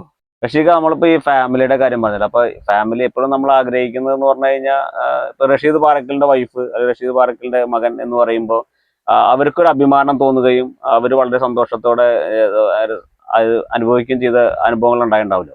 അപ്പോൾ നമുക്ക് നൽകുന്ന ഒരു വലിയ സന്തോഷമാണത്. അപ്പോൾ അത് അങ്ങനത്തെ ഒന്ന് രണ്ട് വളരെയധികം നമ്മളെ മനസ്സിലിങ്ങനെ ഭയങ്കര ആനന്ദ കണ്ണീരോ എന്തായാലും പറയുന്നത്, അതുപോലെയൊക്കെ വന്ന ഒരു സംഭവത്തെ കുറിച്ച്. ആനന്ദ കണ്ണീരുണ്ടായ ഒരു സംഭവം ഞാൻ പറയാം. എനിക്ക് ആദ്യമായിട്ടൊരു നോവലിന് അവാർഡ് കിട്ടുകയാണ്. കോഴിക്കോട് ടാഗോർ സെന്റിനറി ഹാളിലാണ് ഈ അവാർഡ് വാങ്ങിക്കാൻ പോകുന്നത്. അപ്പൊ ഞാൻ എൻ്റെ വൈഫിനോട്, അന്ന് മൊബൈലില്ല, അന്ന് ചെറിയൊരു ക്യാമറ ഞാനൊരു സുഹൃത്തിനോട് കടം ചോദിച്ചിട്ട് വൈഫിനെ ഒരാഴ്ചയോളം ക്യാമറ റെക്കോർഡ് ചെയ്യാൻ പഠിപ്പിച്ചു. എന്നിട്ട് ഞാനും അവളും കൂടി പോയി. അപ്പൊ അവള് വളരെ അഭിമാനത്തോടെ എൻ്റെ ഭർത്താവിന് സമ്മാനം കിട്ടുന്നു എന്നുള്ള റെക്കോർഡ് ചെയ്യാനിരിക്കുക. അപ്പൊ എല്ലാവരും ചെല്ലുന്നതിന് മുമ്പ് ഞാൻ അവൾക്ക് വേണ്ടി സീറ്റ് തയ്യാറാക്കി, മുന്നിൽ ഇങ്ങനെ ക്യാമറയുടെ സ്റ്റാൻഡൊക്കെ വെപ്പിച്ചു, റെഡിയാക്കി, ഒക്കെ സെറ്റാക്കി. എന്നിട്ട് ഞാൻ സ്റ്റേജിൽ കയറി. സമ്മാനം വാങ്ങിക്കാൻ പോകുമ്പോ എന്റെ മനസ്സിൽ നോട്ടം ചുമന്ന ലൈറ്റ് ക്യാമറയിൽ കത്തുന്നുണ്ടോന്നാ. ഉണ്ട്. സമാധാനായി. അങ്ങനെ ഞാൻ അവാർഡൊക്കെ വാങ്ങിച്ചു. തിരിച്ചു വന്ന് ചെക്ക് ചെയ്ത് നോക്കുമ്പോ എന്റെ മുഖം മാത്രം. ഞാൻ എങ്ങോട്ട് തിരിഞ്ഞാലും ഞാൻ മാത്രം. മനസ്സിലായി? അത്രയും സ്നേഹമതിയാണ് എന്റെ വൈഫ്. അവിടെ വേദിയില്ല, ആൾക്കാർ സമ്മാനം കൊടുത്തതില്ല, എന്റെ കൈയും കാലും ഒന്നുമില്ല. ഫുള്ള് എന്റെ മുഖം മാത്രം. എന്റെ മുഖം എന്റെ അത് എന്നോടുള്ള ആത്മാർത്ഥം കൊണ്ട് അവള് ചെയ്തതാണത്. അതിപ്പോ വീട്ടിൽ വെച്ചിട്ടും ചിത്രീകരിക്കായിരുന്നു അവൾക്ക്. അത് തീർച്ചയായിട്ടും അതാ എന്താ പറയാ, ഞാൻ പറയാം, റഷീദ്ക്കാടെ ഒരു സ്വഭാവം എന്ന് പറഞ്ഞാൽ എല്ലാത്തിലും ഒരു ഹ്യൂമർ കാണുന്നുള്ളതാണ്. ഇപ്പൊ ഈ എഴുത്തിന് ഒരു അവാർഡ് കിട്ടിയ കാര്യം പറഞ്ഞല്ലോ, അപ്പൊ ഒരുപാട് എഴുത്തുകൾ ഉണ്ടായിരുന്നു, ഒരുപാട് പുസ്തകങ്ങൾ. എനിക്ക് തോന്നുന്നു ഈ സമീർ വരെ തക്കാളിക്കാരന്റെ അങ്ങനെയുള്ള ഒരു നോവലിന് വന്നാണല്ലോ. എനിക്ക് തോന്നുന്നു കുടജാദ്രിയിലെ, എനിക്ക് തോന്നുന്നു അങ്ങനത്തെ ഒരു വലിയ മൂകാംബിക ബേസ് ചെയ്തിട്ടുള്ള ഒരു നല്ല സിനിമ ചെയ്യാനുള്ള ഒരു എഴുത്തുണ്ടാക്കിയിട്ടുണ്ട്. ഒരുപാട് പുസ്തകങ്ങൾ എഴുതിയിട്ടുണ്ട്. അപ്പൊ ആ എഴുത്തുകളെ കുറിച്ച് കൂടി ഒന്ന് പറയാം. ഞാൻ നേരത്തെ പറഞ്ഞ പോലെ എനിക്ക് ദുരിതമായിട്ടുള്ള ഒരു സ്ഥലമാണ് എന്റെ ജീവിതം ഉണ്ടായിരുന്നത്. തക്കാളി കൃഷി ചെയ്ത് വലിച്ചെറിയുന്ന ഒരു തൊഴിൽ ഗൾഫിൽ, അറിയാലോ. എന്റെ വിധി, എന്റെ ഗതികേട് എന്ന് പറഞ്ഞിട്ട് എനിക്കത് മാറിപ്പോരാം. പക്ഷെ ഞാൻ അതിനെ ക്രിയേറ്റീവായിട്ട് ഒരു കണ്ടന്റ് ആയിട്ട് മനസ്സിൽ കണ്ടത് കൊണ്ടാണ് ഞാനത് നാട്ടിൽ വന്ന് നോവലാക്കുകയും ഞാൻ സിനിമയാക്കുകയും ചെയ്തു. അപ്പൊ എനിക്ക് ആ വർഷങ്ങൾ വെറുതെ ആയി പോയില്ല. കാരണം മറ്റാരും പറയാത്ത തീക്ഷ്ണതയോടെ എനിക്കത്, ഞാൻ അനുഭവിച്ച അതേ തോട്ടത്തിൽ മറ്റൊരാളെ വെച്ചിട്ട് എനിക്ക് ചിത്രീകരിച്ച് ആക്ഷൻ പറയാൻ പറ്റി. ഞാൻ അടിമയെ പോലെ നടന്നിരുന്ന ഒരു തോട്ടത്തിൽ. നജീബാണ്. അപ്പൊ അതിനു വേണ്ടി എന്നെ വഴക്ക് പറഞ്ഞിരുന്ന ഒരാളെ കൊണ്ട് തന്നെ അവിടുത്തെ സ്ഥലം ശരിയാക്കാനും, കാരണം ഞാൻ മാറിയെന്ന് അദ്ദേഹത്തിന് മനസ്സിലായി. ഒരു മലയാളിയായിരുന്നു അദ്ദേഹമാണ് അതിന്റെ ഫെസിലിറ്റി ഒക്കെ ഒരുക്കി തന്നത്. അപ്പൊ പറഞ്ഞു വരുന്നത്, നമ്മൾ അതിനെ മാറി നിന്ന് കാണാൻ ശ്രമിച്ചാൽ നമുക്ക് ഒരുപാട് കാര്യങ്ങൾ കിട്ടും. അപ്പൊ അത് ആദ്യത്തെ നോവലായി, അതിന് അംഗീകാരം കിട്ടി, അത് ഒരുപാട് എഡിഷൻ ആയപ്പോ പിന്നെ ജീവിതാനുഭവങ്ങൾ കിട്ടുമ്പോഴൊക്കെ ഞാൻ അതിനെ കഥയോ നോവലോ ഷോർട്ട് ഫിലിമോ ആക്കാൻ പറ്റുമോ എന്ന് നോക്കും. മനസ്സിലായോ? അപ്പൊ അതിലൊക്കെ ഒരേ കഥകൾ മാറി ഇരിക്കുന്നുണ്ടാവും. അങ്ങനെയാണ് ഞാൻ എഴുത്ത് തുടങ്ങിയത്. പുസ്തകം ആൾക്കാർ വായിക്കുന്നുണ്ട് എന്ന് തിരിച്ചറിഞ്ഞു. പിന്നെ പൈസ അങ്ങോട്ട് കൊടുക്കാതെ അച്ചടിക്കാൻ ആൾക്കാരുണ്ട്. അത് വെറുതെ ചുമ്മാ കിട്ടാൻ പറ്റില്ല. പൈസ 1 ലക്ഷത്തിലും താഴെ പൈസ കൊടുക്കാതെ ഒരു പുസ്തകം ഇറക്കാൻ ആരും തയ്യാറാവില്ല. പക്ഷെ വായിക്കപ്പെടുന്നുണ്ടെന്ന് തോന്നുമ്പോ അവര് നമ്മളെ വിളിക്കുന്നു തുടങ്ങി. അങ്ങനെയാണ് 14ഓളം പുസ്തകങ്ങൾ എഴുതാൻ പറ്റിയത്. ഈ 14 പുസ്തകങ്ങളില് അവാർഡുകൾ കിട്ടിയ എത്ര പുസ്തകങ്ങളുണ്ട്? അതില് കുടജാദ്രിയിലെ നിലാവ് എന്നുള്ള നോവലിനാണ് ആ വർഷത്തെ അങ്കണം അവാർഡ് കിട്ടിയത്. ആ വർഷത്തെ തക്കാളി കൃഷിക്കാരന്റെ സ്വപ്നങ്ങൾ എന്നുള്ള നോവലിനാണ് തനിമ പുരസ്കാരം നേരത്തെ പറഞ്ഞ പോലെ കോഴിക്കോട് നിന്ന് വാങ്ങിയത്. പിന്നെ ഖസാക്ക് എന്ന് പറയുന്ന ഖസാക്കിന്റെ ഇതിഹാസത്തിന്റെ പേരിലുള്ള ഒരു ഖസാക്ക് പുരസ്കാരം എന്റെ മുറ്റത്തെ മൂവാണ്ടൻ എന്നുള്ള നോവലിന് കിട്ടി. പിന്നെ പുസ്തകങ്ങൾ ഞാൻ അവാർഡിന് അയച്ചു കൊടുക്കാറില്ല. കാരണം പിന്നെ അതിന്റെ ഒരു മൂഡ് മത്സരങ്ങൾക്ക് അയച്ചു കൊടുക്കണമെങ്കിൽ ഒരു 4-5 കോപ്പി ഒരുമിച്ച് അയച്ചു കൊടുക്കണം. അപ്പൊ പിന്നെ ആദ്യത്തെ ഇൻട്രസ്റ്റ് കഴിഞ്ഞപ്പോ നിർത്തി. അല്ല, വായനക്കാരിൽ നിന്നുള്ള അവാർഡാണ്. വായനക്കാരിൽ നിന്ന് അവാർഡാണ് ഏറ്റവും വലിയ അവാർഡ്. അവര് അടുത്ത പുസ്തകം എന്ന് ഇറങ്ങുന്നത് നോക്കും. പ്രസാധകർ വിളിച്ചു നോക്കി, ഇനി എനിക്ക് തരുമെന്ന് പറയും. അപ്പൊ അതിനുവേണ്ടി നമ്മൾ എഴുതില്ല. അല്ല, അതൊരു വലിയ കാര്യമുണ്ടോ? ഒരാള് ഒരു പുസ്തകം നമ്മള് ഇങ്ങോട്ട് വിളിച്ചിട്ട് നിങ്ങളുടെ പുസ്തകം ഞങ്ങൾ പ്രസിദ്ധീകരിക്കുക എന്ന് പറയുന്ന ഒരു വലിയ കാര്യമാണ്. 8 പുസ്തകമാണ് ഒരു ടീം മാത്രം ഇറക്കിയത്. ആടുജീവിതം ഇറക്കിയ ഗ്രീൻ ബുക്സ് ഒരു പക്ഷെ ഏറ്റവും കൂടുതൽ പുസ്തകം ഇറക്കിയത് എന്റെ ആയിരിക്കും. കാരണം ഞാൻ കണ്ടെടുത്തോളം എണ്ണി നോക്കിയപ്പോ 8 or 9 പുസ്തകങ്ങൾ അവര് നോവൽ എന്റെ ഇറക്കിയിട്ടുണ്ട്. അപ്പൊ എഴുത്തുകൾ അത്രയും മനോഹരമാണെന്നാണ് എൻ്റെ അർത്ഥം. ഞാനിങ്ങനെ വായിച്ചറിഞ്ഞ അറിവാണ് കേട്ടോ, എനിക്ക് പൂർണ്ണമായ അറിവില്ല. പക്ഷെ ഞാൻ മനസ്സിലാക്കുന്ന ഒരു കാര്യം എന്ന് വെച്ച് കഴിഞ്ഞാൽ, മലയാളത്തിൽ ഏറെ ചർച്ച ചെയ്യപ്പെട്ട ഒരു നോവല്, ഒരു പ്രസാധകര് പൈസ അങ്ങോട്ട് കൊടുത്ത് പ്രസിദ്ധീകരിച്ച ഒരു നോവലാണ്. ആ നോവലാണ് ഇന്ന് മലയാളത്തിൽ ഏറ്റവും കൂടുതൽ വിറ്റഴിക്കപ്പെട്ടിട്ടുള്ള നോവല് എന്ന് ഞാൻ കേട്ടിട്ടുണ്ട്. ശരിയാണോ എന്നറിയില്ല. പല പബ്ലിഷേഴ്സും തള്ളിയ ഒരു സാധനമാണ്. ആ സ്ഥാനത്താണ് റഷീദ് പറക്കലിന്റെ നോവല് പ്രസിദ്ധീകരിക്കാൻ ആളുകൾ ക്യൂ നിൽക്കുന്നത്. അതൊരു വലിയ അച്ചീവ്മെന്റ് ആണ്. അത് ഇത്രയുള്ളൂ, കച്ചവടം നടക്കുന്നുണ്ട് എന്നുള്ളതാണ്. അല്ലാതെ അവർക്ക് ബിസിനസ് ആവണല്ലോ. പല എഡിഷനുകളും ഇപ്പൊ 4-5 എഡിഷനായി പല പുസ്തകങ്ങളും. ബിസിനസ് ആയില്ലെങ്കിൽ പിന്നെ അവര് വിളിക്കില്ലല്ലോ. അല്ല അപ്പൊ നമ്മളത് മഹത്തരമായ സൃഷ്ടിയായിട്ടൊന്നുമല്ല, വായിക്കാൻ ആൾക്കാരുണ്ടല്ലോ, ആൾക്കാർക്ക് വായിക്കാൻ തോന്നുന്നു എന്നുള്ളതാണ്. ആ രീതിയിൽ നമ്മളിപ്പോ ഇതേപോലെ സാധാരണക്കാരന്റെ ഭാഷയിൽ എഴുതാൻ പറ്റുന്നു. Simple and humble. മറ്റേ സിനിമയിൽ പറഞ്ഞ പോലെ ജാവ പവർഫുൾ ആണ്, അതുപോലെ തന്നെ സ്ട്രോങ് ആണ് പറഞ്ഞ റഷീദ് പാറക്കൽ ഭയങ്കര പവർഫുൾ ആണ്, പക്ഷെ സിമ്പിൾ ആണ് എന്നുള്ളതാണ് ഏറ്റവും വലിയ കാര്യം. ശിശുവിനെ പോലെ സ്വയം ചെറുതാകുന്നവനാണ് സ്വർഗരാജ്യത്തിലെ വലിയവൻ. മത്തായിയുടെ സുവിശേഷം 18-ാം അധ്യായം 4-ാം വാക്യം. അതെ അതെ. നാളെ ഇനിയിപ്പോ ഒരു വലിയ അവാർഡൊക്കെ കിട്ടിയിട്ട് നമ്മള് വീണ്ടും നമ്മൾ ജി ലൈവില് ചിലപ്പോ ഇതുപോലെ എടുക്കേണ്ടി വരും കേട്ടോ. നമ്മൾ വലിയൊരു കമ്പോള സിനിമ വിജയിക്കുന്നു, റഷീദ് പാറക്കലിന് കുറെ അവാർഡ് കിട്ടുന്നു എന്നൊക്കെ പറഞ്ഞ് നമ്മളിങ്ങനെ എടുക്കണ സമയത്ത് അന്നും ഇതേ സിംപ്ലിസിറ്റി നമ്മളെന്താ പറയാ, എന്നും നമ്മളെന്താ അറിയോ, നമ്മള് ഇതൊക്കെ താൽക്കാലികമാണെന്ന് തിരിച്ചറിവുള്ള ആൾക്കാരാണ്. ഇതൊന്നും ശാശ്വതമല്ല. നമ്മളെ ഇത്രയും മഹത്തായ ആൾക്കാർ, ആർട്ടിസ്റ്റുകള്, ഒരു കാലത്ത് സൂപ്പർ സ്റ്റാറുകളായവരൊക്കെ ആരും മൈൻഡ് ചെയ്യാതെ നിൽക്കുന്നത് നമ്മൾ കണ്ടിട്ടില്ലേ? ഇത് അത്രേ ഉള്ളൂ. അപ്പൊ നമ്മള് നമ്മുടെ പണി ചെയ്തുകൊണ്ടിരിക്കുക, നമ്മള് നിറഞ്ഞു തുളുമ്പാതിരിക്കുക, നിറഞ്ഞങ്ങനെ നിൽക്കണം, നമ്മൾ തുളുമ്പാതിരിക്കുക, നമ്മൾ സാധാരണക്കാരനായിട്ട് ജീവിക്കുക. അത് പല സ്ഥലത്തും ഞാൻ അഭിനയിക്കാൻ പോകുമ്പോ കുറെ നേരം പോക്കുകൾ ഉണ്ടാവാറുണ്ട്. ഞാൻ ഡയറക്ടർ ആണെന്നോ സിനിമാ മേഖല ഉണ്ടെന്നോ ആരോടും പറയരുതെന്ന് പറയും, എന്നെ പരിചയമുള്ള ആൾക്കാരോട്. എന്നിട്ട് ഞാൻ അവിടെ അനുഭവിക്കുന്ന രസം വേറെയാണ്. കാരണം അവിടെ മേക്കപ്പ് ചെയ്യുന്ന, ഇപ്പൊ അടുത്ത് ഒരു സ്ത്രീയാണ് മേക്കപ്പ് ചെയ്തിരുന്നത്, അവരുടെ ഒരു കൂട്ടുകാരനും കൂടെ ഉണ്ട്. ഒരു മൈൻഡില്ല, തീരെ മൈൻഡ് ചെയ്യാതെ. അപ്പൊ ഞാന് പതുക്കെ സിനിമയിലൊക്കെ മേക്കപ്പ് ചെയ്യാറുണ്ടോ, അതൊക്കെ വലിയ ടീമുകളിലൊക്കെ അല്ലേ, ഇതിപ്പോ അങ്ങനെ ആദ്യമായിട്ട് കിട്ടിയതാണ് മേക്കപ്പ് എന്നൊക്കെ പറഞ്ഞ് ഇങ്ങനെ നമ്മൾ വർക്ക് ചെയ്ത് പതുക്കെ ആരോ സൂചിപ്പിക്കുമ്പോ നിങ്ങൾ സിനിമ ഡയറക്ടറാണോ? അത് അവസാനം ചിലപ്പോ ലാസ്റ്റ് ദിവസമൊക്കെ ആവും ചിലപ്പോ അറിയുമ്പോ ഉണ്ടാവുന്ന അവരുടെ ഒരു ഭാവം ഭയങ്കര രസമല്ലേ. അതുവരെ പറയാതിരിക്കുക. നമ്മൾ ആദ്യമേ ചെന്ന് അങ്ങനെയൊക്കെയാണെന്ന് പറഞ്ഞ് ജാട കെട്ടിട്ടെന്താ കാര്യം? അവിടെ വേറൊരാളെ കീഴിൽ നമ്മൾ അഭിനയിക്കുമ്പോ നമ്മൾ ഒതുങ്ങിയിരിക്കുള്ളൂ, ഒരു അഭിപ്രായം പറയില്ല. മനസ്സിലായി? അതിനൊരു സുഖം വേറെയാണ്. ഒരു മനുഷ്യൻ എത്രത്തോളം ഉയരങ്ങളിൽ എത്തുന്നു അത്രത്തോളം താഴ്മയെ കുറിച്ച് ചിന്തിക്കുമ്പോഴാണ് ആ മനുഷ്യൻ എപ്പോഴും മഹാനാവുന്നത്. തീർച്ചയായിട്ടും ഇത്തരം ആളുകളാണ് ശരിക്കും പറയുകയാണെങ്കിൽ ഒരു നാടിന്റെ ഒക്കെ ഒരു വരദാനമാണ് ശരിക്കും റഷീദ് പാറക്കൽ. മലയാള സിനിമയ്ക്ക് ഒക്കെ ആവശ്യം ഇത്ര ഒരു ചെറിയ സിനിമ ചെയ്യുമ്പോഴേക്കും ഞാനെന്തോ വലിയ സംഭവമായി എന്നൊക്കെ പറഞ്ഞ് നടക്കുന്ന ഇഷ്ടംപോലെ ആൾക്കാരെ നമ്മൾ കണ്ടിട്ടുണ്ട്. അവിടെയാണ് നമ്മുടെ റഷീദ് പാറക്കൽ വളരെ വ്യത്യസ്തനാവുന്നത്.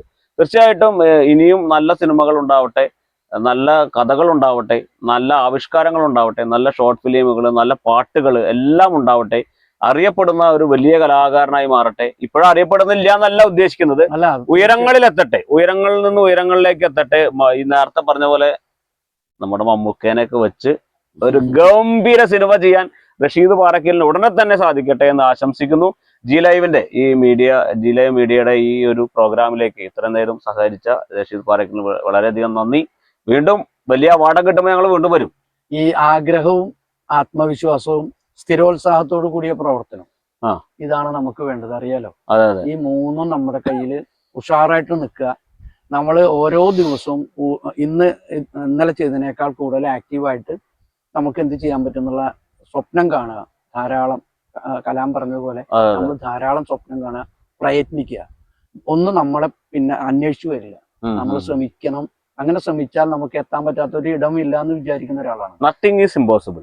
നമ്മൾ അതിനുവേണ്ടി ശ്രമിക്കും. എന്തായാലും ജി ലൈവിന്റെ ഈ ഒരു പ്രോഗ്രാം കൂടി നമ്മുടെ അടുത്ത മുന്നോട്ടുള്ള പ്രയാണത്തിന് ഗുണകരമാവും. എല്ലാവരോടും എൻ്റെ ആത്മാർത്ഥമായ സ്നേഹം, സന്തോഷം.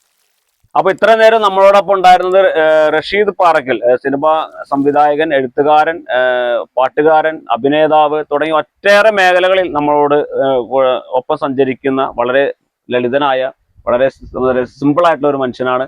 ഇനി തീർച്ചയായിട്ടും വലിയ വലിയ സിനിമകൾ ചെയ്യാൻ മലയാളത്തിൽ റഷീദ് പാറക്കലിന്റെ യുഗം വരാനിരിക്കുന്നുള്ളൂ എന്നാണ് വിശ്വസിക്കുന്നത്. ഞാൻ എപ്പോഴും കാണുമ്പോൾ പറയാറുണ്ട് റഷീദ് അങ്ങയുടെ സമയം വരാനിരിക്കണുള്ളൂ എന്ന്. അപ്പൊ അങ്ങനെ റഷീദ് കാടെ ഒരു സമയം വരാനിരിക്കുന്നേ ഉള്ളൂ. മമ്മൂക്കയെ പോലുള്ള വലിയ, മമ്മൂക്കയെ ലാലേട്ടനെ വെച്ച സിനിമയാണ് എൻ്റെ ഒരു ആഗ്രഹം. അപ്പൊ തീർച്ചയായിട്ടും അത്തരം സിനിമകൾ വരട്ടെ, നമുക്കത് ആസ്വദിക്കാൻ പറ്റട്ടെ. ജി ലൈവിനോടൊപ്പം ചേർന്നതിന് തീർച്ചയായിട്ടും ഒരു വളരെയധികം സ്നേഹം. ഞാനൊരു സമ്മാനം തരാൻ ഉദ്ദേശിക്കുന്നത്, ഒരു ഹഗ്ഗാണ് തരാൻ ഉദ്ദേശിക്കുന്നത്. അപ്പൊ എല്ലാവിധ ആശംസകളും. Thank you so much.